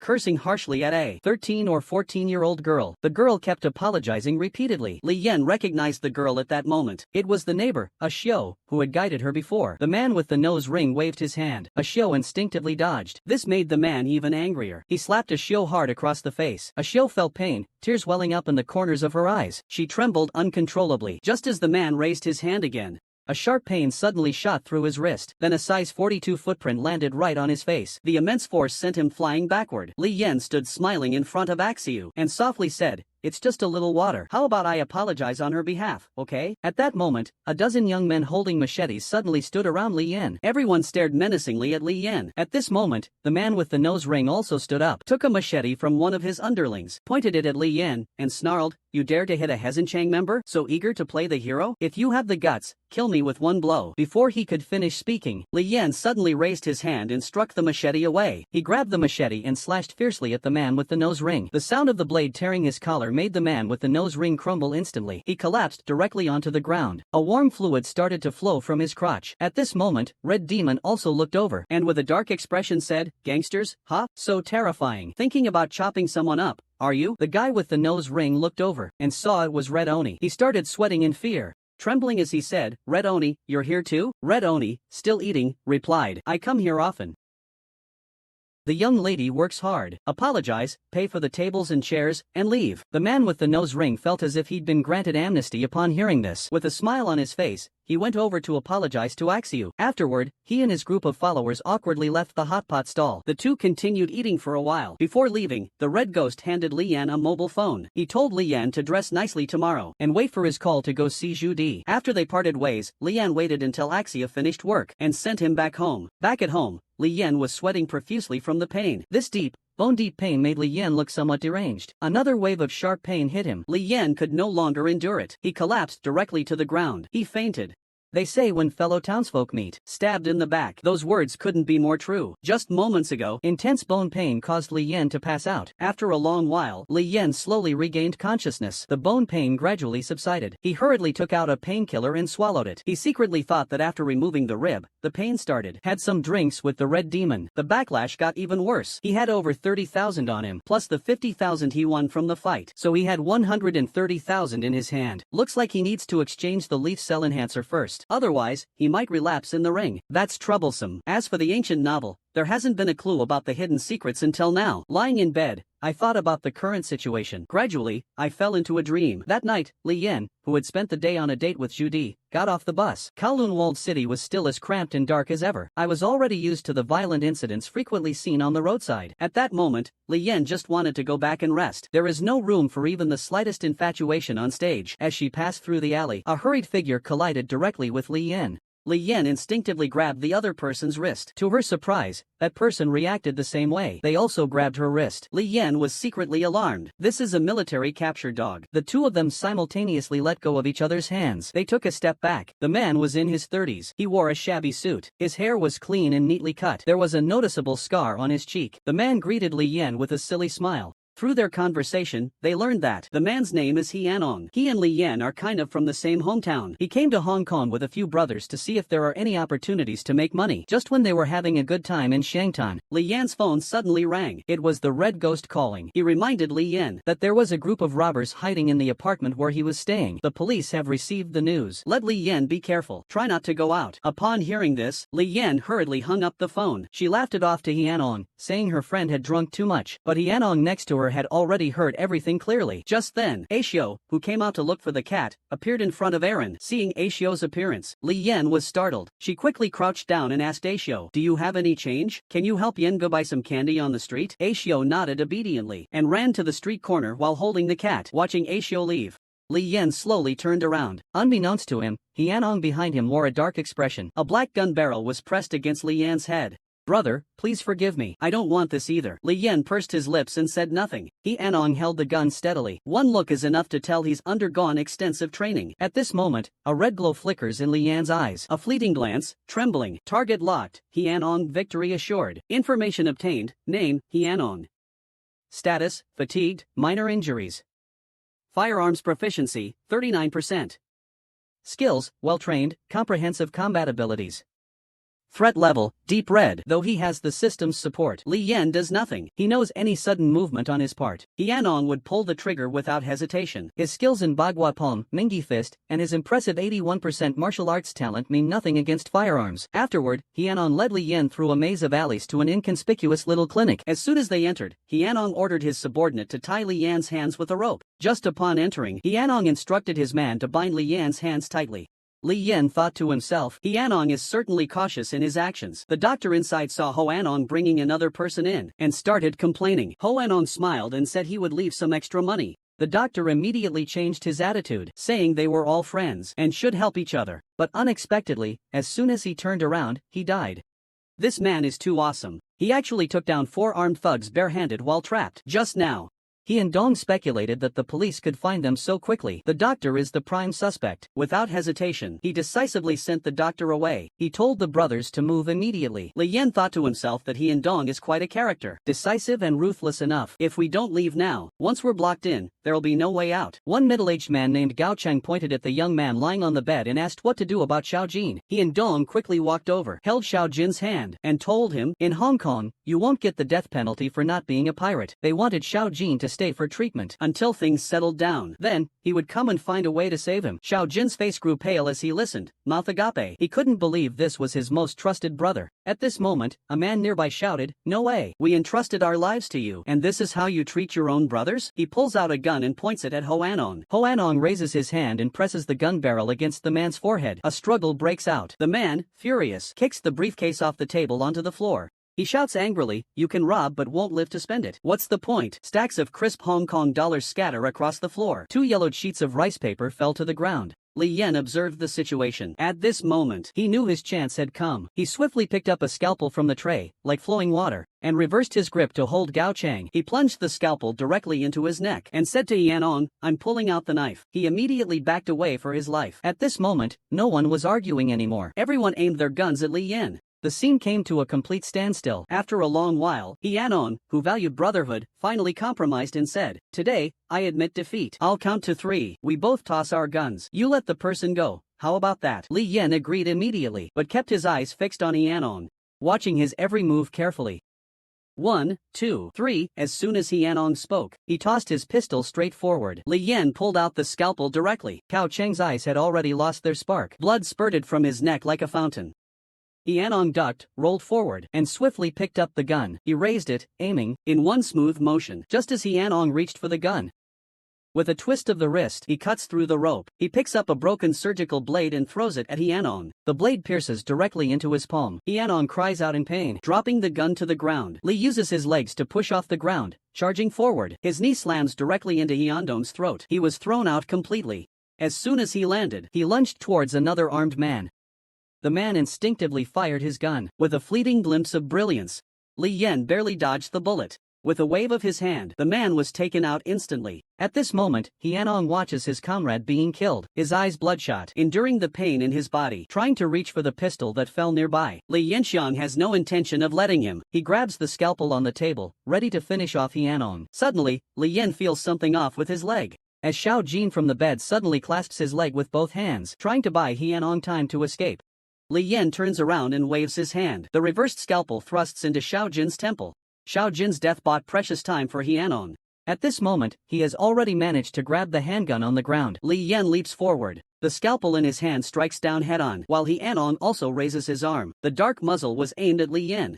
A gunshot echoed. The entire room fell silent. A system voice sounded in Li Yan's mind. The glimpse state lasted for 9 minutes and 43 seconds. No weaknesses of the target were discerned. 5 points of delay points consumed. You have released the lock on the target. Target eliminated. Can you believe it? Such a delicate beauty, with such unusual interests. Just moments ago, Li Yan took down 4 ruthless criminals in minutes. She's now at the Dragon City police station. Li Yan, having just finished giving her statement, sits on a bench in the hallway, digesting the information just received. It turns out Yanong brought people to rob a bank, and they stole a batch of antiques. Those fragments were supposed to be 5 pieces for auction. Unexpectedly, by a twist of fate, the seemingly unrelated fragments turned out to include 2 pieces. Could the remaining 3 pieces have been sold off by them? And I unexpectedly obtained 2 fragments. This officially begins the current delayed service event. According to the system's task prompt, the main objective of this event is to awaken the paralyzed bewitching bird. If the mission fails, all points and purchase permissions earned from this task will be erased. The more fragments collected, the greater your rewards will be at the settlement. Fortunately, if fragments appear within a 5-kilometer radius, there will be a system report. Otherwise, it's like finding a needle in a haystack. Looks like we need to find another way. After leaving the station, he saw Red Ghost waiting for him. It was thanks to Red Ghost and a word from Ta Sui. Otherwise, how could you have gotten out so fast? Zhu D posted your bail. I'll wait for you outside. You should thank her properly. Seeing Li Yan's reluctant expression, Hong Gue quickly added, she's worth billions. With long legs, a great figure, and a gorgeous face. She's even throwing herself at you, and you're still unwilling? With that, Zhu Di took Li Yan by the arm, and they went shopping like a couple. Nighttime, inside an upscale restaurant, Li Yan and Zhu Di sit across from each other. Zhu Di looks pleased as he admires the suit he personally chose for Li Yan, but Li Yan feels a pang of distress. The price of this suit is nearly as much as a yes cell enhancer. Looking at Zhu Di's handsome face, Li Yan gently asks, how well do you know me? How much do you really understand about me? I can understand someone spending money to promote a boxer onto the stage, but I can't quite understand a woman inviting a killer who just murdered 4 people to dinner. Zhu Di didn't answer Li Yan's question. Instead, he asked her, when Hong Gue introduced me to you, he probably said something like, the big boss of Longcheng, right? What did you think when you saw me? Li Yan leisurely lit a cigarette and said, "At that moment, I thought, this woman is worth billions. If there's no way out, just tie him up. A little roughing up is enough to get by for the rest of your life." Shu Di looked momentarily stunned, gazing at Li Yan with a confused expression. He smiled faintly and said, "Although it's a bit hurtful, I do like honest people. If you really did kidnap me, it's just about the money, that's simple." As she said this, she lifted her high heels and hooked the cuff of Li Yan's pants. Shu Di tilted her head, her hand resting on her cheek. She gazed at Li Yan, entranced. She continued talking about bloodlust and violence. Some people feel fear or even disgust when faced with these, but there will also be those who are deeply fascinated by it, and I belong to the latter. After saying this, a flush appeared on my face. I beckoned to Li Yan with my finger. Leaning in closer, I shyly licked my lips as I looked at Li Yan. A breath of fragrant air gently blew onto Li Yan's face. I softly said, "The first time I saw you fight that day, I'm so excited I can't contain myself." Li Yan swallowed hard, unable to control himself. He instinctively recoiled. It seems this woman is truly extraordinary. With just a few words, she had him completely flustered. Seeing this, Shu Di smiled foolishly. The dinner party came to an end. Li Yan walks alone in the dark alley. Suddenly, a searing pain spreads through his chest. The system prompts that the position of the ancient novel Gochunlu fragment has been reported. Please prepare to receive it. A 3D map suddenly appears before his eyes. It's a complete view of Kowloon walled city. The target is only 100 meters away. Li Yan fixes his gaze on the target. He sprinted after them. He passed through 7 or 8 alleys. The system voice sounded again, reporting that it was finished. Duration, 1 minute. Although he didn't catch up, he at least confirmed that there were still 2 fragments in the town. Can you believe it? This is a sunny, charming girl next door. Turns out he's the mastermind behind Dragon City's stronghold. At this moment, Li Yan is holding 2 fragmented pieces. He murmurs to himself, the enchanting bird, the Qigong chamber and that self-proclaimed MO, the fat guy. Aren't these all supposed to be mythical beings and spirits from Chinese legends? Could they actually be real? If not, then how did that fat guy truly bring me to this Kowloon walled city? The effect of a fleeting glimpse is indeed quite magical. And then there's that voice calling itself Yen Fu walking. What exactly is Yen Fu? And this person holding the fragment. As I get closer, he moves away. When I ignore him, he quietly comes back. It seems the one who possesses the incomplete manuscript is also aware of my existence. This means I'm not the only rune walker in this world. The other party is very cautious. They won't be easy to deal with. I suppose anyone who can become a rune walker isn't exactly an easy opponent. Now, is it time to count points? First, he could only buy the hematopoietic cell booster to avoid collapsing on stage. That would be troublesome. He directly spent 10 delay points to buy the hematopoietic cell booster. This stuff works instantly. Before long, Li Yan felt his eyelids growing heavy. He slowly drifted off to sleep. The next day, when Li Yan opened his eyes again, every breath carried a feeling of utter exhilaration. There was no trace of pain or discomfort left in his body. It was as if he had completely recovered. Li Yan stood up.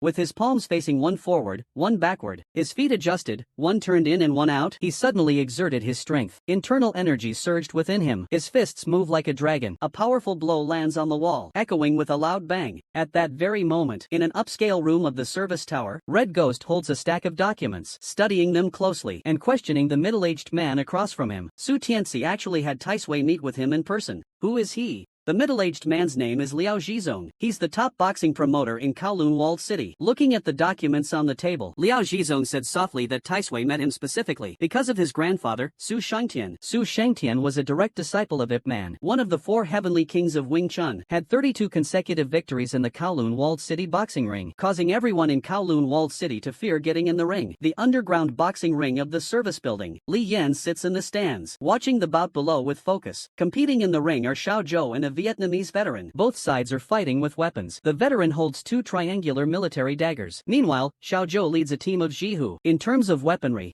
Xiao Zhou's direct approach has some disadvantages. However, from the current situation, Xiao Zhou still has the upper hand. Just as Li Yan was lost in thought, a long, fair hand patted Li Yan's shoulder. "Do you mind if I sit next to you?" Li Yan looked up. It was a woman in sportswear. Her features were beautiful, with long eyes. Her long ponytail reached down to her waist. Li Yan smiled slightly at the woman. The woman, looking relaxed, moved her body a bit. Her long legs had no excess fat.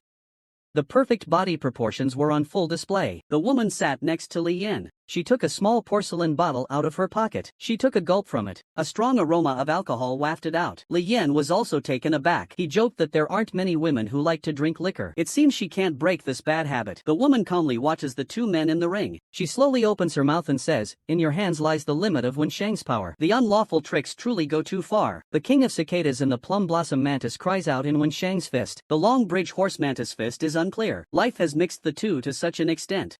This can be considered entering the realm. This kid is quite a genius. Let me explain a bit. Xiaozhou's self-introduction of Dujiachuan is one of the 4 famous springs in Shandong. It is also known for its reputation as the Wensheng Spring, so when the woman mentions Wensheng Spring, she means Dujiachuan. At this moment, Xiaozhou has firmly gained the upper hand. Stepping with the right foot, her knee is pressing against her opponent's knee pit. The veteran loses balance and shows a flaw. Xiaozhou threw a powerful punch, knocking the opponent back. He secured the victory. Seeing that Xiaozhou had won, the woman murmured to herself about the old lady under Red Ghost's command, skilled in Bagua Pum, saying her fierceness and brilliance surpassed this person. But her strength was lacking. She was just a paper tiger. If this person saw through her weaknesses, the outcome is still uncertain. Hearing the woman mumble to herself, Li Yan felt a sudden weight in his heart. He asked, "Do you really enjoy watching fights?" The young lady seemed to have a deep understanding of traditional martial arts. The woman smiled gently. "In my youth, I studied under the renowned Bagui Zhang master, Zhang Qinjing. I can be considered a successor of cinematic Bagui Zhang." Following that, Li Yan tentatively asked about the person practicing Bagui Zhang in the ring just now. "Have you seen him fight? Can you introduce him to me so I can watch?" The woman held her face gently and said softly, "He didn't fight today, and I haven't really paid attention to his looks, just his technique. It's not authentic Bagua Pum. It should be from a few northern nomadic families. This person is plagued by severe misfortune. Brother, if you're going to buy him, you'd better be cautious." Li Yan pondered for a moment. Then he asked, "Miss, may I know your name?" The woman tilted her head slightly and with a friendly smile, looked at Li Yan and said, "My surname is Yu. Everyone in Yushu's 5 Elements group calls me Tai Sui." Li Yan's heart suddenly skipped a beat. Are you kidding? This girl is actually Tai Sui? Can you believe it? The secret boss of Kowloon Walled City is actually a cheerful girl. Just now, Li Yan looked at Yushu beside him in astonishment. He never expected that his boss's boss would be a woman. Elm looked at Li Yan and smiled softly. "Even if you're surprised, shouldn't you introduce yourself first?" Before Li Yan could speak, a charming voice interrupted. "His name is Li Yan. How could the mighty Tai Sui of Kowloon Walled City not even recognize his own subordinate?" Zhu Di walked forward with a beaming smile. A figure with curves in all the right places, a charming face, capturing the gaze of all the gamblers around. She sat down directly beside Li Yan and wrapped her arm around his. Then she said, "Don't you even recognize your boss's boss? Didn't Red Ghost tell you?" He tilted his head and looked at Li Yan. "So you are the blood, sweat, and tears of the Red Ghost. I thought you were just here for fun. The people in the Kaizi service building all call me Tai Sui. You should call me that from now on." Then he looked at Zhu Di and said it had been a while since they last met. Mrs. Deng and Zhu Di's expressions were the same, but they still forced a smile and said it had been a while. Madame Tai Sui is still so beautiful, but as a woman, it's still good to dress up a bit. Mrs. Deng is right. I'll remember that. Mrs. Deng, if you have any good cosmetics, remember to recommend them to me. Hearing all these Mrs. Deng's, Zhu Di said with displeasure, "Absolutely. I have plans with Yan. There's something I need to do." She left first, pulling Li Yan along with her. Inside the private room, Zhu Di angrily threw her handbag on the floor, furiously saying, "That woman must be calling me that on purpose." Li Yan picked up a glass of wine and handed it to Zhu Di, smiling slightly. "Although we haven't known each other long, it's the first time I've seen you this angry." Taking the wine glass, he asked Li Yan with a hint of sarcasm. "First time meeting, the boss behind the scenes. What do you think? Is she beautiful?" Li Yan replied earnestly, "She's my big boss. Of course she's beautiful, but still, she can't compare to Sister Zhu Di." Zhu Di, didn't say anything. Looking at Li Yan, he secretly thought to himself, if Tai Sui can make the Red Ghost follow him wholeheartedly, I can also make Li Yan bow her head and submit. Then he took Li Yan to the window. He whispered, "Do you know? Recently, a lot of newcomers have arrived at Kowloon Walled City. Each one is fierce." He then gestured toward the ring below. At that moment, in the arena, a fight had just ended. A man lay on the ground. Blood gushed from the wound on his neck. It was clear he wouldn't survive. His opponent stood nearby. A short man, wearing a menacing light rail mask. The weapon in his hand looks like a smoking pipe. The outer edge of the pot has a steel blade. The whole thing is made of cast iron, glistening with sweat, blood dripping along with it. It looks very eerie. Li Yan is a bit shocked. It's actually Blue-Faced Sister-in-Law. This is the secret weapon of the Northern Topo King faction. Although it's similar to the smoke ball, it is truly a deadly weapon. Zhu Di stood beside Li Yan and quietly said that the newcomer is called Wu Er. He calls the venue He Changhong, and he is quite arrogant. To be honest, how confident are you about facing him? Li Yan said with a half smile. This made Zhu Di a bit unhappy. Then I must be 120% sure. Zhu Di chuckled.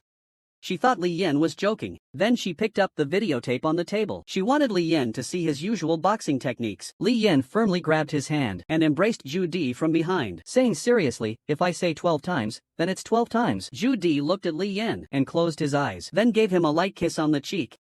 Li Yan froze for a moment and took the opportunity. Zhu Di slipped out of Li Yan's grasp. He muttered softly, jerk. Trying to flirt with me? You're still too green. At that moment, a system voice suddenly announced, the location of the ancient novel Record of Dust has been reported. Please pay attention to receive it. Li Yan was startled. He quickly walked to the window and looked down at the boxing ring. The one in 52 has removed the light rail mask, revealing a young and tender face. With disbelief in their eyes, they looked at Li Yan behind the glass of the fourth floor box. Li Yan smiled, mouths the words hello. The two exchanged a fleeting glance simultaneously. Both systems chimed in unison, you've discovered a fellow traveler. Can you believe it? The boy in front of me, looking young and small, is actually a ruthless killer who doesn't blink an eye. On the rooftop of the service building, Li Yan silently analyzes the current situation. This companion he just discovered is named Zhang Mingyuan. So far, the only information known is that he has a skill called A Glimpse of the Phoenix and a martial arts specialization of 69%. He knows nothing else. Companion is a term used to refer to those who walk along the service path, refers to potential conflicts of interest, but with other paths aligned with the same goals. Killing a fellow traveler will yield no rewards. Looked at the progress of this rock climbing incident. The 7th category just needs to win 2 more matches, and the ancient novel Go Chan Lu has only 2 fragments. Waking the residual soul of the bewitching bird is also without clues, but there is no clear requirement for one person to complete it. In principle, this task could be completed together with that guy named Wu Er. However, the Yanfu incident also showed that the more fragments we collect, the higher the reward. There are at most 5 fragments. So, who takes more and who takes less? That's hard to divide. At that moment, the door to the rooftop was suddenly pushed open, and Zhang Mingyuan slowly walked over. He stood about 2 or 3 meters behind Li Yan. He didn't make a sound. Li Yan spoke directly, I don't like beating around the bush. We each have our own reasons for being here. We don't need to ask about each other's backgrounds. Hand over the 2 fragments you have. I'll come find you when the bird's trail goes cold. Use this time to earn a few more points. Just wait and leave. So, what do you think? Zhang Mingyuan slowly began, I'm not someone who likes to work with others, and I don't trust others. Besides, the boss of my factory and the woman in charge of your factory don't really get along. How about we settle this in the ring? The loser walks away with nothing. The winner takes it all. What do you say? Li Yan knew that if she lost in the Salt Lake incident, it would cost her everything. Will return directly, ignoring the event's progress. There will be no way to intervene in anything that happens in the Salt Lake incident. He's really risking it all. Seeing Li Yan remain silent, Zhang Mingyuan grew a bit anxious. He asked again if Li Yan would agree. Li Yan gave a light snort and said, Kowloon City is a chaotic mix of good and bad. The game between us can become extremely complex. Although you have practiced martial arts since childhood, your experience is still too shallow. Rather than wrestling with an old hand like me, it's better for you to be cleanly eliminated from the competition. You're afraid I won't take the challenge, aren't you? Li Yan sees through Zhang Mingyuan's thoughts at a glance. A bead of cold sweat trickles down Zhang Mingyuan's forehead. Li Yan walked straight past Zhang Mingyuan. He said, see you all on stage tomorrow. As soon as he finished speaking, Zhang Mingyuan finally felt his previously tense heart settle down. Meanwhile, Li Yan, who had already left, also realized that the person who had been holding a torn piece of paper and flickering in and out was not Zhang Mingyuan. Just as he returned to the entrance of Zhu Di's private room, a blonde man walked out from inside. Giving Xia Lingyan a thorough look over, he let out a strange laugh. Is it the King of Hell? I want to see who it is tomorrow. After saying that to the King of Hell, he took the arm of a charming woman beside him and left. Li Yan was taken aback. After entering the room, he saw Zhu Di standing by the window, while the red ghost leaned silently on the sofa. Seeing Li Yan come in, Zhu Di quietly asked, Yan, what kind of weapon do you need? I'll have the red ghost prepare it for you. At this moment, Li Yan also had a rough idea of what was going on. It seemed that the blonde man who just walked out was Zhang Mingyuan's backer. This time it must be a weapon fight. Zhang Mingyuan's weapon is the blue-faced elder. In the 8 trigrams palm, there are unusual weapons, and quite a variety of them. What kind should I choose? After a moment of thought, Li Yan spoke, Brother Red Ghost, prepare a long sword for me. It should be at least 1 meter long. 1.3 meters would be ideal. The Red Ghost said seriously, no problem. I'll get ready. Zhang Mingyuan is about to duel with Li Yan. What will the outcome be? Follow me as I interpret this remarkable work. Just how underestimated is this battle? The fight hasn't even started, yet there are already people wanting the male lead to forfeit the match. In the evening, Hong Gui brought Li Yan to an ice room downstairs. The two sat facing each other. They didn't say a word. The atmosphere was a bit heavy. Hong Gui knew that Li Yan's opponent this time was no ordinary character. Feeling a bit uneasy, he asked, "Did you go for the checkup I mentioned before? Did you go?" Li Yan took a cigarette. He said softly, "There's no need to be so long-winded, Red Ghost. I know my own body." Li Yan looked at Red Ghost. He thought to himself that Red Ghost wasn't a bad person. Whether he was sincere or not, he really took care of me. Seeing Li Yan's casual demeanor, Red Ghost's heart grew heavier. Tai Sui mentioned when he saw you practicing your punches that your energy is weak and force dry. You'd be plagued by misfortune. If you don't want to tell me about your issues, I don't mind. You've only been in the city battle for a dozen days. I'd rather not be collecting your corpse so soon. If it really doesn't work out, just take a break. I'll handle things on Judy's end. Li Yan felt that Red Ghost's concern was genuine. He thought to himself that if he could actually live here, it might not be such a bad choice. Then he smiled and said to Red Ghost, "Brother Red Ghost, with a personality like yours, marriage doesn't suit you." Red Ghost gave a self-deprecating smile. The Tai Sui said the same thing. "To be honest, if your body can't take it, don't fight anymore." Li Yan stared into the eyes of the Red Ghost and said seriously, "Will Tai Sui watch me box tomorrow?" The Red Ghost asked, somewhat puzzled. "Maybe, it depends on his arrangements." "What's wrong?" Li Yan took a big gulp of alcohol. With a serious face, he said, "You must make him watch me finish this game." Walking on the way back to the apartment, Li Yan covered his nose and murmured, "Why does the fishball smell in this alley get stronger and stronger? It's really unbearable." After returning home, just as he was about to rest, someone suddenly knocked on the door. He opened the door. Axio's pure and slightly shy face appears in front of Li Yan. She hands the meal box to Li Yan, saying, "Brother Yan, Mom heard you're living alone, so she specially made char siu for you. Thank you for taking care of me." Li Yan accepts without hesitation. Sometimes, when he comes back late, Axio's mother often brings him some food. "By the way, Axio, I noticed your house hasn't had the lights on at night recently. You've been lighting candles instead. Is it that the light bulb is broken? If not, I can go help fix it for you. See if it can be repaired. It just so happens I need to visit Anxia as well." Axio suddenly lowered her head. Her expression was a bit gloomy. She directly rejected Li Yan. Then she left. Although Li Yan was somewhat puzzled by Axio's attitude, he didn't think much of it. When Axio returned home, she opened the door, and a strong foul odor wafted from the room. Axio walked into the room with a vacant expression. June 24th, Bingyin Year. A day for memorials, burials, ceremonies, and construction work. Underground arena. The stands were already packed with people. Li Yan held a fierce sword, 1.3 meters long, with a blade 3 fingers wide, radiating a bright aura. The blood groove is dark. On the blade, the words "Vital Energy" forms 10,000 spears, and "Encircling City Dragon" are engraved. Li Yan took a starting stance. The swordsman murmured, "This is indeed a fine sword." On the viewing platform, Ju Di looked worried, and asked Hong Gui with some concern, "Where did you get this sword? Can we trust him?" The Red Ghost said calmly, "Don't worry.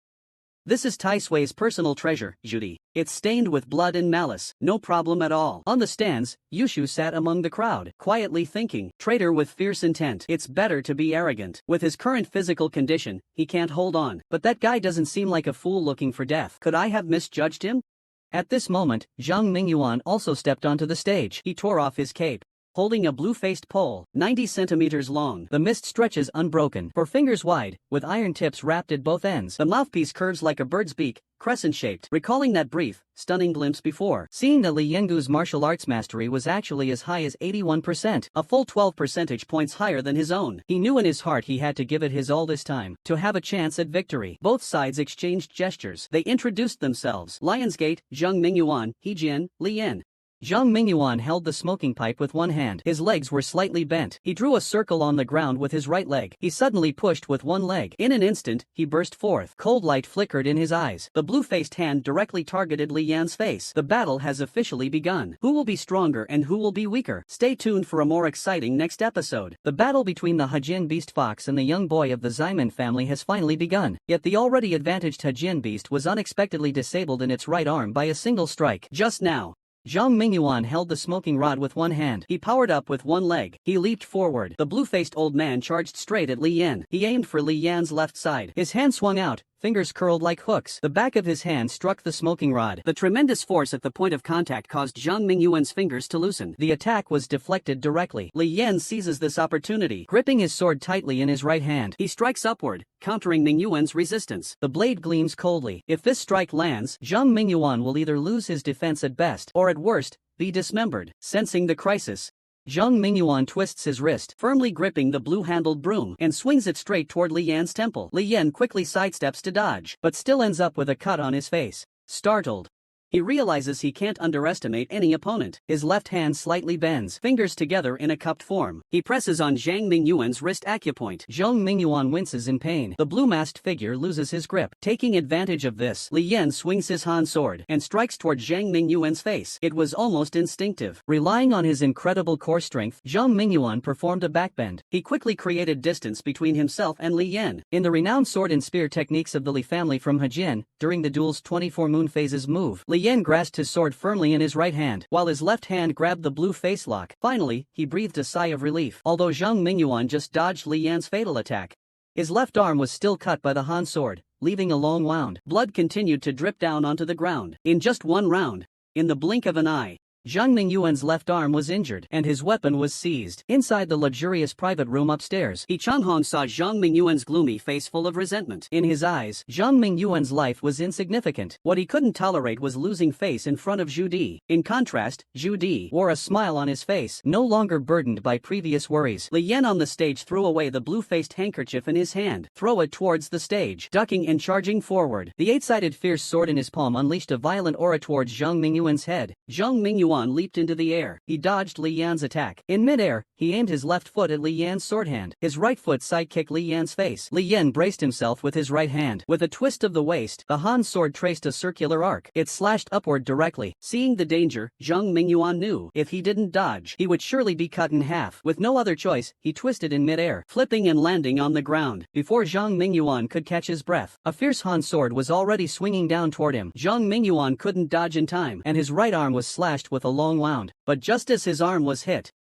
he didn't retreat. Instead, he pressed against the falling Han sword and lunged forward. Li Yan saw this. He hurriedly gathered strength again. The falling sword was like antlers. It rose up and attacked Zhang Mingyuan once more. Zhang Mingyuan leapt into the air, planting both feet directly onto the sword. The tremendous force drove the sword downward again, slamming it heavily onto the ring. At this moment, in Zhang Mingyuan's eyes, an ancient fierce beast emerges. Today, the outcome is decided at this moment. Zhang Mingyuan rises with the momentum. His heel presses against Li Yanjian. He kicks while turning in midair. A northern poke with the foot. A crisp and swift strike to the edge, cracking the ground, hiding flowers, and dropping a leg. Li Yan takes a hit to the chin, stumbling backward. His body leans back. Blood trickles from the corner of his mouth. A system prompt chimes. You faced the power of the awakening beast. You've gained some information. Would you like to spend some yen restoration points to view it? It appears on the system dialog box. At this moment, Zhang Mingyuan's status has shifted to Rage Shadow skill. There is an additional inheritance of the enlightened beast's fury. Every movement will carry the power of the enlightened beast. Each attack will burn the opponent's soul.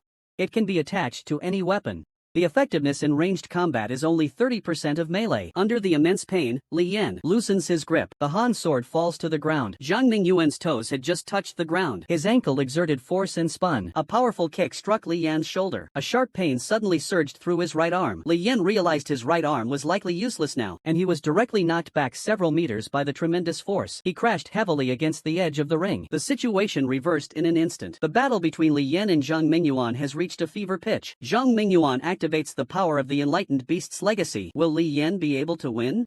Just moments ago, Zhang Mingyuan disabled Li Yan's right arm with a single kick. Zhang Mingyuan's right foot is surrounded by the power of the enlightened beast, emitting a faint red glow. Then, he kicks up the fierce sword. With a single-handed grab, he lunged straight at Li Yan. Li Yan's gaze was incredibly indifferent as he stared at Zhang Mingyuan. In an instant, even the power of the bright beast was domineering, but it still had to land a hit. Faced with Zhang Mingyuan's assault, Li Yan twisted his body to the right.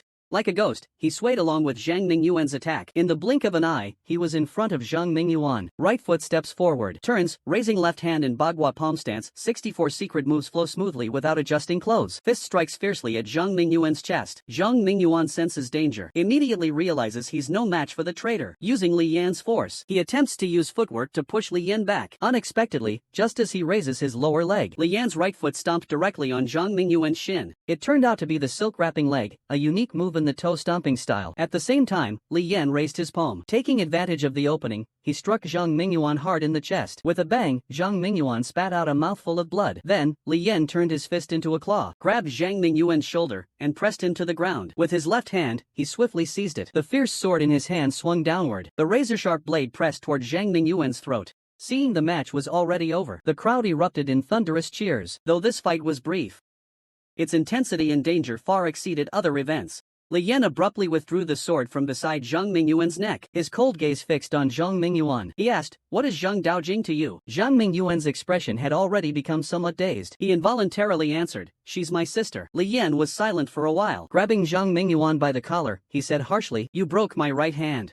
It won't heal in a month. There will be endless trouble. I should kill you to vent my anger." Then, he immediately threw Zhang Mingyuan off the platform. Zhang Mingyuan fell heavily to the ground. Getting up, he asked indignantly, "How do you know the twisting leg technique from the stab kick school?" Hearing Zhang Mingyuan's question, Li Yan replied through gritted teeth, "Go home and ask your master." In the box, Han Gui let out a deep sigh of relief, finally able to relax his tense heart. Zhu Di, his face flushed with mockery, drenched in sweat, said to the red ghost, "Step outside for a moment and close the door on your way out." In the bathroom, Li Yan, enduring intense pain, reset his dislocated arm. Looking at himself in the mirror, Li Yan thought to himself, "One more victory. Just completed the first task. When you dropped your sword, I was really worried you'd lose." Xiao Zhou's voice suddenly sounded behind Li Yan. Li Yan quietly said, "Don't you have better things to do than to come just to watch my match? Who are you up against? A young kid from Wing Chun." Li Yan licked her lips. She turned and looked at Xiao Zhou with admiration. "Be careful not to slip up."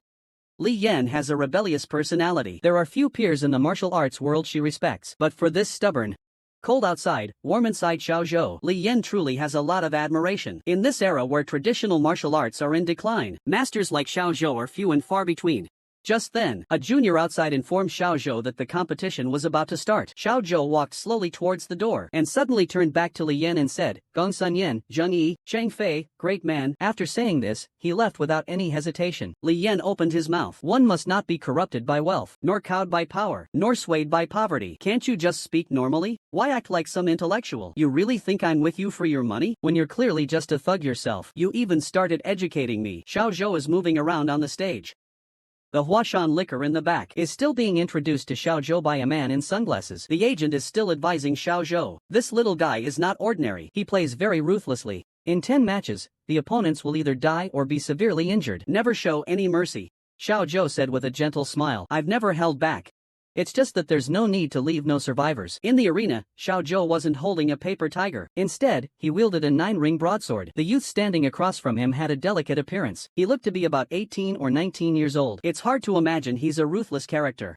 The young man looked at Xiao Zhou. He smiled and said, "On the boxing ring, life and death don't matter." Xiao Zhou pressed his lips together, sneering softly. He did not respond. Instead, he cupped his hands in greeting. The young man beside Du Jiachuan returned the salute with a respectful fist and palm gesture. The long-awaited battle between Wing Chun's Su Tianxi and Xiao Zhou has finally begun. Su Tianxi has revealed his weapon, the Bat Jam Du. The Bat Jam Du is a set of blade techniques in Wing Chun. It is both a style of blade technique and the name of the weapon. The blade is relatively short. The blade is slightly narrow. The edge is sharp, thrusting straight. The technique is ruthless. Every move is deadly. From the very first clash, Xiao Zhou's gaze tightens. He realizes this opponent is no ordinary one. He no longer underestimates him. The 9-ring broadsword swings wide and broad. With each move and technique, it exudes dominance. Su Tianxi's 8-slash blade also emphasizes speed. Both sides strike swiftly. In an instant, the two exchanged several blows. Su Tianxi's blade is light and nimble, a slight edge and speed. While Xiao Zhou is taking a breath, he charges straight toward Xiao Zhou's eyes. Both blades swing down forcefully. Xiao Zhou dodges to the side. Su Tianxi adjusts his steps accordingly, switching from a downward slash to an upward thrust. Both blades rise. Xiao Zhou blocks with a broadsword. Both sides are fighting fiercely, holding nothing back. Their figures flash, both using speed against speed, with the clashing sounds ringing out. In an instant, Xiao Zhou strikes 21 times in succession. Xiao Zhou's sword movements are fierce. At this moment, Su Tianxi can only defend passively. He crosses his dual blades to block the single blade. He twists and jumps back, guarding himself on all sides. Xiao Zhou grips his blade with both hands, raising it high. Each strike fiercer than the last, relentlessly pursuing. Su Tianxi quickly stepped back. MANHUA steps are pushed to the extreme. Shoujo's knife moves faster than a taiji move. The MANHUA praying mantis steps combined with the 9-ring broadsword left Su Tianxi frightened. He kept retreating. Suddenly, Su Tianxi thrust his knife directly at Shoujo's face. Xiao Zhou couldn't dodge in time. A wound was left on his face. Su Tianxi was struck in the chest by a knife from Xiao Zhou. Using the momentum from the blade, Su Tianxi quickly stepped back, avoiding this deadly blow. Seeing that Su Tianxi had retreated to the edge of the stage, with no way out, Xiao Zhou rushed forward, holding the knife in one hand. He swung fiercely at Su Tianxi. Su Tianxi's gaze sharpened. He brought the 8/8 knife close to his chest. Then, he suddenly swung it out quickly. The blade glimmered. Blood splattered. Xiao Zhou's wrist holding the big knife was directly severed. Taking advantage of this moment, Su Tianxi lunged forward, lowering his waist. His twin blades crossed like butterflies. The blades swung out. They struck fiercely at Xiao Zhou's abdomen. A large amount of blood sprayed from Xiao Zhou. Xiao Zhou looked on in disbelief. The situation, which had just been in his favor, was suddenly reversed. Su Tianxi smiled faintly. He knows he has won. At this moment, Li Yan slowly walks into the medical room. He looks at Zhang Mingyuan lying on the bed. Having suffered such a serious injury, he now seems completely unaffected. It seems that this inheritance really has a strong effect on improving the body. Seeing the nurse placing her hand on Zhang Mingyuan's leg, Li Yan smiled meaningfully. He whispered to the nurse to step aside. I have something to say to her. The nurse immediately pulled back her right hand. She glanced at Zhang Mingyuan. Then she turned and left. Li Yan didn't waste any time. He reached out and directly asked for the fragments. This was also one of the main reasons he came here. Zhang Mingyuan looked at him with slight anger. Irritated, he said, in my arms. My left hand is fractured. You cut my right hand with a 40-centimeter gash. You do it yourself. Take it yourself. Li Yanhua sat down beside Zhang Mingyuan with a grim face. He reached into Zhang Mingyuan's arms. He pulled out 2 fragments. Then he asked directly, is this your first time participating in the salt service incident? This is the second time. Zhang Mingyuan replied somewhat defeated. Was it a fat guy who brought you in? Zhang Mingyuan paused for a moment. He answered, no. The one who brought me in was a beautiful woman I'll never forget. Li Yan pondered for a moment. It seems there's more than one guide. Then, Li Yan threw out the question he was most eager to know. After completing the Yinfu incident, what kind of reward would he receive? This man was unbelievably arrogant, bringing hundreds of people to cause trouble. Just now, Li Yan asked Zhang Mingyuan about the reward for completing the Yinfu incident for the first time. A flicker of fanaticism appeared in Zhang Mingyuan's eyes. He said, the first time I completed the Yinfu incident, you will receive a rock symbol inheritance 100%. It is an extraordinary power. Li Yan silently lit a cigarette. He spoke ruthlessly, no need for nonsense. What's the point of so much posturing? If it's really useful, I should be the one lying here. What's next? Zhang Mingyuan shot Li Yan a glare. He explained the rules of the salt service with annoyance. It turns out that once the salt service mission is completed, all actions will be settled. The higher the rating, the more salt service points earned. This also increases purchase privileges, and the most efficient way to increase purchase privileges is by killing. Killing, hee. Li Yan took a deep drag of his cigarette. He said nothing more. Zhang Mingyuan glanced at Li Yan and continued, in about 1 or 2 hours, my Kai Ming beast power will dissipate. Your right arm will be fine. Upon hearing this news, Li Yan obviously relaxed a bit. There are still a few tough battles ahead. Having my right hand injured would be very troublesome. This is the best news I've heard today. Li Yan stood up.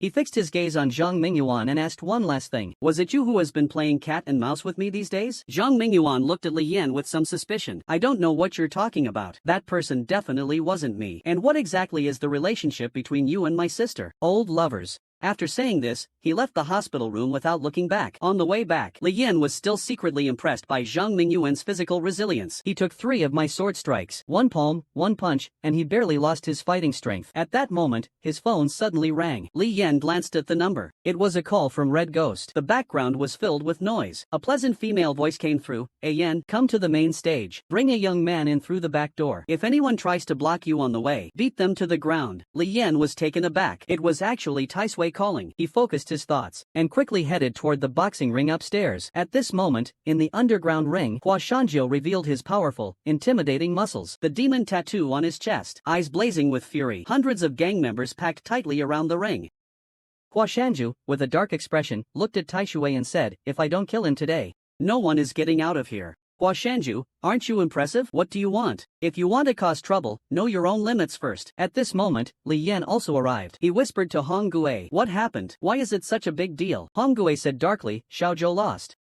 His right hand was cut off. He got stabbed twice in the belly. His intestines are all over the ground. The person from Huashan Liquor has been sent for medical treatment. The people from Lianqing want an explanation. They started to cause trouble. Li Yan glanced at Huashan Liquor. He clearly did not want to see this outcome. But he didn't say much. He took the stage. No one can guarantee a win. He looked at Red Ghost. Who is the young man that Taisui wants me to take away? Red Ghost waved his hand and led Li Yan backstage. Looking inside, he said to the people, get this kid safely out of Kowloon Walled City. Even if he dies, it can't be under our watch.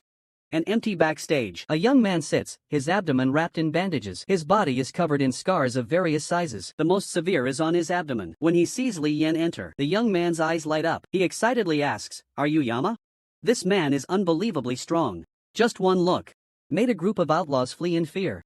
Just moments ago, Lian met the young man who defeated Xiao Zhou backstage. Can you walk on your own? Of course, Lian, reassured by the answer, headed straight out the back door of the hall. Meanwhile, the young man behind him kept chattering non-stop. My name is Su Tianxi. After I win against you, there will be no opponents left in this ring. I have been practicing martial arts for over 10 years. I haven't enjoyed fighting this much in years. That little Joe is really tough. His 9-ring broadsword made my arms go weak. It's a pity I was still a bit faster. Li Yan suddenly stopped. Although the time is short, Li Yan has already regarded Xiao Zhou as a half-friend in his heart. And this Su Tianxi, who caused Xiao Zhou serious injuries, is actually boasting here. You say you practice traditional martial arts. Do you believe in martial ethics? Su Tianxi was taken aback and shook his head. Ha, that kind of thing is so outdated. Li Yan burst into laughter. He suddenly turned around, lifted his leg, and sidekicked, as if he were a fierce tiger descending the mountain. His foot landed hard on Su Tianxi's still bleeding abdomen. Su Tianxi was kicked back over a meter, slamming into the wall behind him. Li Yan stood still. In a cold tone, he said, I think so too. He then turned and continued walking forward. He didn't want to be turned into minced meat by someone like Lian Shang, so he quickly got up and ran away. Su Tianxi wiped the blood from the corner of his mouth and stared at Li Yan. I will definitely pay you back for that kick. I was waiting at that moment. Suddenly, the phone rang. After I picked up, a melancholic voice came through. You deadbeat. Where have you been? I'm busy working. And with that, Li Yan talked on the phone with Zhu Di, while running with Su Tianxi. Two men associated with Lian Sheng crouch near the stairwell. They size up Li Yan and her companion. As Su Tianxi walks by, the two suddenly rise, reaching out to grab Su Tianxi's shoulder. A dark shadow flashes by. A fierce strike hits one man squarely on the jaw. The other instinctively reaches for the machete at his waist. Suddenly, his vision blurs. Li Yan struck his face hard with a sidekick. Both of them lost consciousness instantly. He had just picked up the machete that had fallen on the ground. While still on the phone, Li Yan saw a group of Lianqing's men rushing down the stairs with weapons. He threw the phone directly to Su Tianxi. Then he leaped down in a diving motion. His right foot kicked directly into a thug's face. Then he did a somersault to regain his stance. Using the force from his waist, he strikes the thug square in the chest. Then, using the recoil, he knocks down the last thug. In the blink of an eye, he takes out all three. Su Tianxi stands off to the side, with his phone still ringing. Ian, what the hell are you doing? Why is it so noisy over there? Are you listening to me? Before Su Tianxi could say anything, she quickly snatched the phone. In a gentle voice, she said, Sister Zhu Di, I'll be done here soon. I'll call you back later. After saying that, she hung up the phone. She turned to Su Tianxi and said, let's go. At this moment, the back door of Fui Tower had already been locked with chains. A group of people with Lianqing were guarding there, watching as Li Yan appeared. The leader of the gang muttered, he's here. Shuffling sounds filled the air as more than a dozen people stood up. Each held a gleaming weapon in their hands. Li Yan and his companion approached slowly. The leader of the gang had a cold glint in his eyes. He asked his little brother, "Hey Tai, didn't I tell you to find some Vietnamese to get a shotgun just in case? Hurry up and bring it out. Google to find some Vietnamese to get a gun. It takes time, you're pushing too hard. I still haven't gotten it." Watching the two slowly walk over, fifth brother was also somewhat uncertain. Although the other guy is a skilled fighter, he was slashed in the stomach by Xiao Zhou. He should be seriously injured. There are over 10 of us, and we even brought a hunting hook chain specifically. There's no reason we can't handle this kid. Meanwhile, Li Yan's face remained calm, his entire presence exuding a deadly aura. A pair of eyes glowed red, like the arrival of death itself. Tiger stared at Li Yan, sweat beading on his forehead. Couldn't find the gun, right? And no. Tiger finally gave Li Yan a hard, piercing look. He spat out a single word, retreat. This little guy is actually so arrogant. His injuries haven't even healed yet, and he's already challenging Li Yan. Just now, Li Yan safely escorted Su Tianxi out of Dragon City. Once out of danger, Su Tianxi started complaining. He signed a life and death agreement before going on stage. It bound him to the entire show. Life and death, no regrets. Losing and then breaking the rules. Really pathetic. Li Yan glanced at him, sighing inwardly about this world. Things here never make sense. This place values social tact, not rules. Su Tianxi looked at Li Yan. It seemed he hadn't heard a word he said. He was so angry his teeth itched. He shouted furiously, 15 days. I will definitely recover in 15 days. Li Yan didn't respond to Su Tianxi. Instead, he turned and quietly left Huashan. Zhou Taisui watched as the forces of Lian Sheng poured continuously into the town. Li Yan sighed, realizing tonight would be anything but calm. 3 days later, Li Yan arrived at the service tower with a bunch of shopping bags. Red Ghost looked at Li Yan playfully and said, looking sharp, just got back from a date with Zhu Di? From Red Ghost, he learned that the conflict with Lian Sheng had been settled. In these 3 days, all the major figures had gathered in the walled city. Finally, under pressure from all sides, Lian Sheng chose to make peace. In the Ningyuan training room, Yu appeared in her training outfit, showcasing her well-defined figure perfectly. The aura of a sunny, youthful girl radiated from her. Her youthful face was filled with determination and focus. It was hard to believe. A pure girl like her, yet she's mixed up with gangsters. Tai Sui, you were looking for me? Yushu got up, looked at Li Yan, and said with a smile, other than Su Tianxi, no one in the Longcheng boxing ring can fight better than you. That guy is just here for fun. No matter who wins between you two, the 6th-tier champion title will be yours from now on. Of course, I have to look out for the future pillar. Li Yan clasped his fists and cupped his hands. Tai Sui joked. How could I have the qualifications to be the champion? I just want to make some money for retirement. Then I'll go back to the countryside to enjoy my old age. Yushu raised an eyebrow. It seemed she saw through Li Yan's thoughts. You don't want to work with me? Li Yan was silent for a moment. Suddenly, he smiled. How could it be outside the service building? Li Yan asked Hong Gui if he knew which hospital Xiaozhou was staying at. Hong Gui looked at Li Yan meaningfully. He smiled, saying that there are really too few people like Li Yan who are so sentimental. Hong Kong St. Mary's Hospital. Li Yan is holding a fruit basket. He just reached the doorway of the hospital room when he heard Washanjiu's voice. Xiaozhou, I know you were seriously injured by that guy. In a moment of anger, you caused trouble during your service. That wasn't part of the plan. Washanjiu suddenly notices Li Yan entering from the doorway, a hint of displeasure in his eyes. You really have guts. Dare to come to Jiugu. There's a reason for every grudge and a master for every debt. Xiao Zhou was injured by Su Tianxi. This debt can't possibly be counted on me, right? If you don't mind, let's have a separate sparring session. Since Li Yan has come in, Xiao Zhou's gaze remained fixed on him.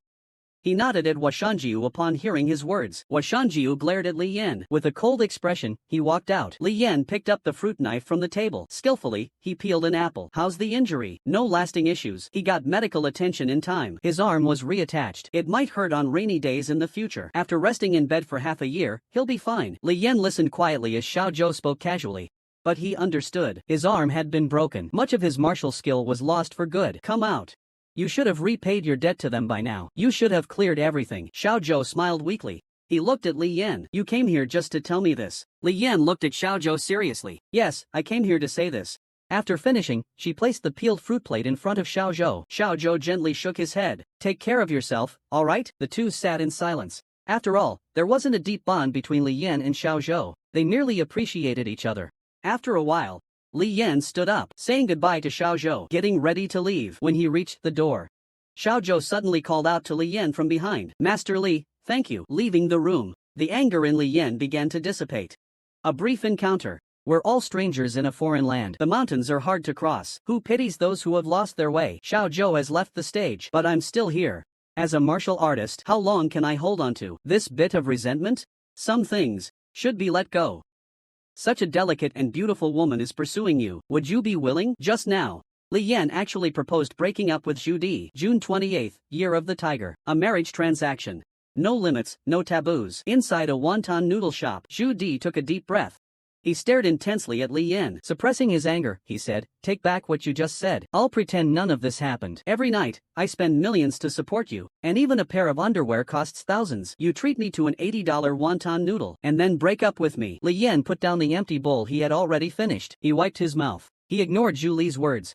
Zhu Li looked at Li Yan, biting his lower lip, waiting for him to explain. But what he didn't expect was that Li Yan had no intention of explaining. Instead, he directly called for another drink from the waiter. Zhu Di slammed the table and stood up. His eyes nearly burst with fury. He said to Li Yan in a gloomy tone, you listen to me. As long as I want, I can toss you into the sea to feed the fish tonight. I guarantee that by tomorrow, there will no longer be a King Yan in Long City. Believe it or not, Li Yan silently lit a cigarette. He knew this was not the time to be indecisive. He directly said, Sister Zhu Di, you're really making me nervous by saying this. Let's make everything crystal clear. In all the games, I never let you lose money. And the things you bought me, I've already packed them and shipped them to your villa. Everyone has been together for about 20 days. If it's not suitable, we break up. No one has played poker. No one loses out. Don't you think I'm very reasonable? Everything is fine. Zhu Di ground his silver teeth together. He took one last look at Li Yan. He grabbed his bag and turned to leave. Watching Zhu Di's departing figure, Li Yan felt a bit dazed. He sighed inwardly. If they had really bound him from the start, there wouldn't have been so much trouble. His time in this world is already running out. He hopes not to leave Zhu Di with too much harm, and Aishio's matter should be resolved as well. 2 days ago, the Red Ghost suggested that Li Yan move into the servicemen's building, but Li Yan refused. There isn't much time left. He doesn't want to cause any trouble. It was just noon at that time. Walking through the alley by the apartment, Li Yan still felt a chill. A small cat suddenly rubbed against Li Yan's foot. Isn't this Aishio's cat, Amy? She glanced at Aishio and her daughter's house, and sure enough, the door was open. Li Yan gently pushed the door open. The room had a pungent smell that made her frown. The smell of the fish ball factory. It's so stinky. Why didn't they close the windows properly? Li Yan put the cat down. Go over and latch the window tightly. A raspy voice by her ear startled Li Yan, sending chills down her spine. A horrifying face appeared behind Li Yan. At that moment, Axia noticed the door at home was open. She gasped in fear and hurriedly pushed the door open to enter. Li Yan was standing on a stool, holding the newly replaced light bulb. Ah Shio, you're back. Just now, your cat Ami ran outside. I brought it back. I also helped change your light bulb. At this moment, Ashio's mother's voice came from the kitchen. Xiao Yan, dinner will be at home. Okay, thank you, auntie. Li Yan looked at Ashio, who was silent with her head down. With a smile, he said, Ashio, brother Yan will give you 100 yuan. Can you go buy some pork? No need, we have some at home. Li Yan's eyes narrowed slightly. He seemed to sense something. Before long, a table of delicious dishes was ready. Li Yan didn't eat much. He only had some vegetables. After a brief conversation, the meal ended on a harmonious note. Li Yan said goodbye to Aishio and her daughter and returned to his apartment. He stood there for a moment and dialed Hong Gui's number. Hey, Red Ghost, are there still any empty rooms in the building? I want to move in. Li Yan's tone remained steady. Without waiting for Red Ghost to respond, he hung up the phone. Sitting on the edge of the bed, Li Yan lit a cigarette, pondering, do ghosts and gods really exist in this world? If they truly do, I have no need to disturb anyone. What I smelled in Aishio's house was definitely not the smell of fish. It was the smell of death. Aishio's pure image kept flashing in my mind. I'm very sorry, but she is already dead and I have to survive. Such a delicate beauty is infatuated with you. Are you willing? Just a moment ago, Li Yan, having bid farewell to Axiu and her daughter, returned to the apartment and picked up the fragmented pages of the lure bird in her hands. The lure bird persuaded the believer. The relic still holding a trace of the spirit's remnant. He yearned for a lingering attachment to his children, but those who lingered were reluctant. The departed mother's spirit returns to bring herself peace. Every encounter in this world is never by chance. I think you know what you have to do. Look at the system's prompt. Li Yan fell silent. Is it the spirit lingering, unwilling to leave her children? Yan Fu's hint is already quite clear. They must use Axiu's mother's spirit to complete the bewitching bird in the unfinished text. Aishio, you won't blame Yan Gu, will you? Images of Aishio keep in my mind. Li Yan, a man who makes ruthless decisions to survive. For the first time, he felt reluctant to let a woman shatter Aishio's fragmented dream, shatter that seemingly warm home. At that moment, Li Yan pulled out the remaining 3 fragments from his chest. A series of messages also jumped out. The attack of the Kuei-Nyo was devoured by the bewitching bird. You can obtain more powerful inheritances or other rewards upon settlement. Do you wish to devour? It was the gold-embossed rice paper in Li Yan's hand. In an instant, it ignited with a pale golden flame. In the air, Li Yan heard a series of deep roars, like those of dragons and tigers. The system voice sounded again. The bewitching bird devoured the Kuei ox, the soul of the Qigong master. The remnants of the night in Kowloon walled city seemed particularly calm today. Service building. Li Yan walked into the room and looked at the cold, ominous weapon on the rack. She is everywhere. The 8 characters surrounding the city, driving the dragon, are faintly surrounded by dragon energy. Li Yan had already made up his mind. Taking my sword so late. Where are you going? Yushu looked at Li Yan calmly, waiting for his response. Turning to face Yushu, he showed no hint of panic. I have some personal matters to attend to. It has nothing to do with the whole sect. Yushu walked in slowly. He found a chair and sat down. With a slight headache, he said, if there's no rush, let's chat about what happened between you and Zhu Di. Seeing Li Yan didn't respond, he continued, you know how women are. Once they double down, it's easy to lose track of what's important. It's not easy for me to manage the boxing ring. Give me a little understanding. It's all just an act, and you won't lose anything, right? Li Yan glanced at Uncle Yu with a strange expression. You really think I'm a little wolf dog? Taishui, they all say that the best fighter in Kowloon Walled City isn't Honggue, but you. How about the 2 of us put on some gear? Let's have a sparring match. Upon hearing this, Elm tilted his head. He smiled at Li Yan. All right. You seem pretty fired up. Calming people down is my specialty. In the rather spacious room, the 2 stood facing each other. Li Yanqi, traitor, glistening in the sunlight, face stern. Hajian's Li Yan, requesting guidance, wielding a large blackback saber, the embodiment of the Bagua sex battle stance. The blade is 5 fingers wide. Its surface mottled. The braid falls to her waist. Bagua elm tree. Please give me your guidance. At this moment, inside a villa in Repulse Bay, Zhu Di, wearing a Heinex nightgown, murmured with slight anger, I won't let him go.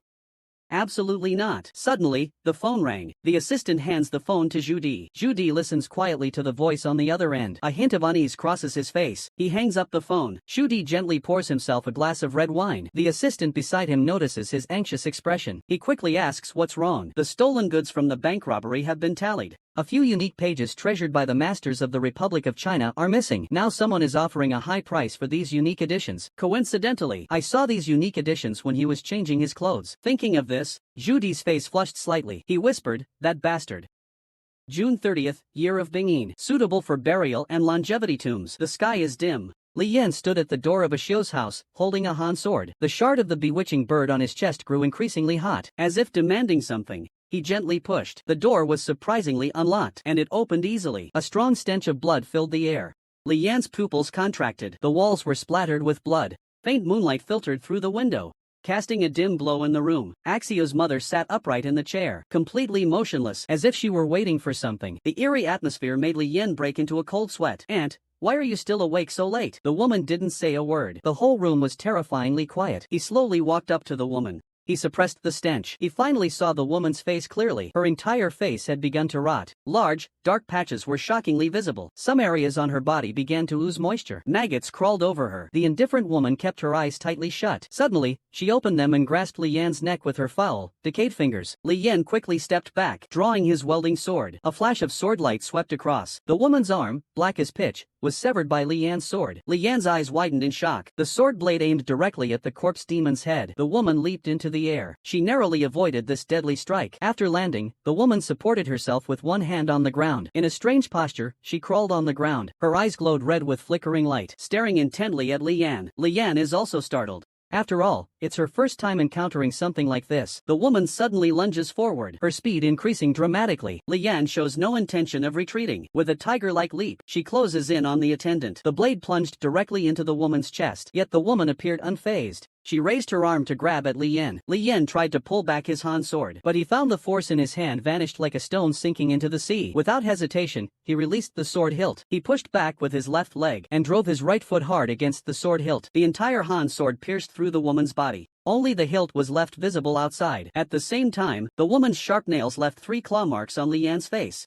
His eyelid was damaged. When Li Yan opened his eyes again, the woman was already gone. Without a second thought, twisting his waist, he turned around. It was as if a steel whip had struck fiercely behind him. But there was nothing there. Li Yan panted heavily, carefully scanning his surroundings. He shouted loudly, "Axio, are you there?" Suddenly, a sharp pain shot through his waist. A shadow flashed by. A boning knife stabbed into his side. Instinctively, he reached back to grab the attacker's shoulder, but grasped at empty air again. He hadn't expected the woman to be so fast. Li Yan had no choice but to pull out the knife. Blood gushed from the wound. He endured the intense pain. Li Yan chuckled softly, "Male or female? Are you more hot-tempered than I am? If I die just like this, how could I not be more fierce than you? Or should we meet again in the underworld?" The room fell into silence. Li Yan looked around cautiously, his eyes stinging intensely. Yet he did not dare to blink at all. Blood from his eyelids slowly flowed into his eye. Finally, Li Yan could not help but blink. In that brief moment of less than half a second, a decayed and hideous face was almost pressed against his. Li Yan suddenly spat out a mouthful of bright red blood. It hit the woman right in the face. The woman covered her face and stepped back. Li Yan secretly thought that she had always heard that the blood from the tip of the tongue has the miraculous effect of driving away ghosts. It really doesn't seem to be fake. Seizing this opportunity, Li Yan did not hesitate at all. She thrust the bone knife straight at the woman's face. At that moment, a startled cry rang out, "Mom!" Li Yan's heart trembled. The dagger is retrieved mid-air. Turning around, he forcefully summons it back, then delivers a fierce kick, sending the woman flying. At this moment, Xiu's face is pale, trembling as she holds a pistol. Her eyes red, looking at Li Yan. Pleading, she says, "Please, don't hurt my mom." This woman is truly pitiful.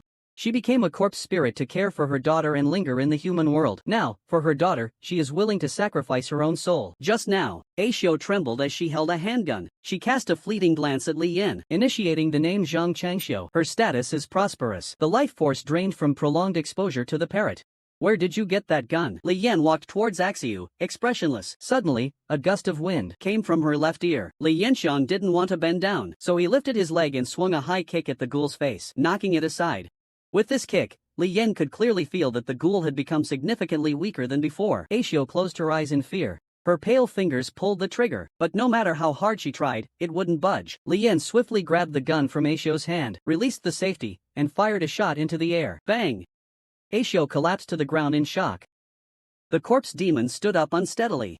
It roared at Li Yan, but it didn't take any rash actions. At this moment, Li Yan's expression was somewhat complicated. He said to Aishio, you go inside and wait for a while. I'll have a chat with Auntie. Aishio bit her lower lip, her tearful eyes fixed on Li Yan, but her body didn't move at all. The ghoul looked fierce, yet its voice was exceptionally gentle. It spoke softly to Aishio, good girl, you go inside first. Listen to your mother. Aishio hesitated. Li Yan grabbed Aishio's arm and pushed her into the room, locking the door behind her. With a kick, she broke the lock. Aishio pounded on the door, crying, begging Li Yan not to kill her. Mom, why? Did you come to disturb us? I just want to stay and take care of my daughter. Hearing the woman's question, Li Yan was silent for a moment. He calmly said, Auntie, I have to see you off today. I'll entrust someone to look after ENGSUB. It's definitely better than waiting to die with you. I'm only in this mess to save my own life. I'm in no position to lecture you. Let's settle this with our skills. With that, he took out the remnants of the bewitching bird scroll from his chest. The woman stared intently at the fragmented scroll of the bewitching bird. Suddenly, she seemed relieved. You want my soul? It's the same whether it's me or him. I can agree to your terms, but I want you to swear that you will help me take care of Aishio. I won't make that promise. Let me say this one last time. No matter what, I will do everything I can to take care of Aishio. Believe it or not. The woman suddenly looked up. Her eyes emitted a red glow. She shouted at Li Yan, remember what you said. A powerful force of soul energy burst forth. The light dissipated. The woman collapsed heavily.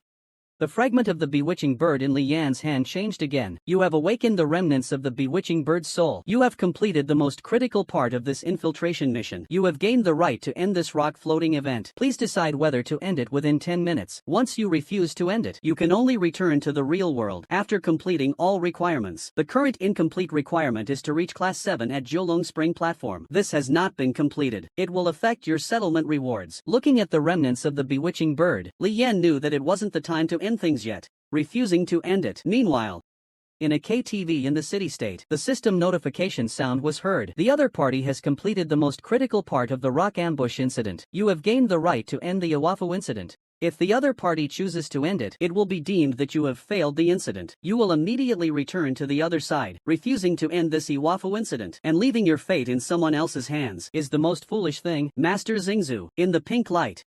The young man looks pale. He suddenly throws the glass in his hand away. He says fiercely, all right then, I'll play with you to the end. Finally, the last Yinfu has appeared.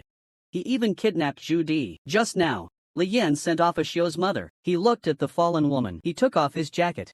He covered her upper body with it. He turned and opened the door. Li Yan remained silent. At that moment, Ashio was curled up in the corner. She was hugging her knees. The eyes are hollow. And the room is filled with corpses lying in disarray. At this moment, Li Yan suddenly felt a pang of pain for the girl in front of him. He didn't know what this girl had to endure every day. He gently reached out his hand, wanting to pull Ashio up. Axia lunged forward, grabbing Li Yan's hand, and fiercely sank her teeth into the back of his hand, blood streaming from where she bit him.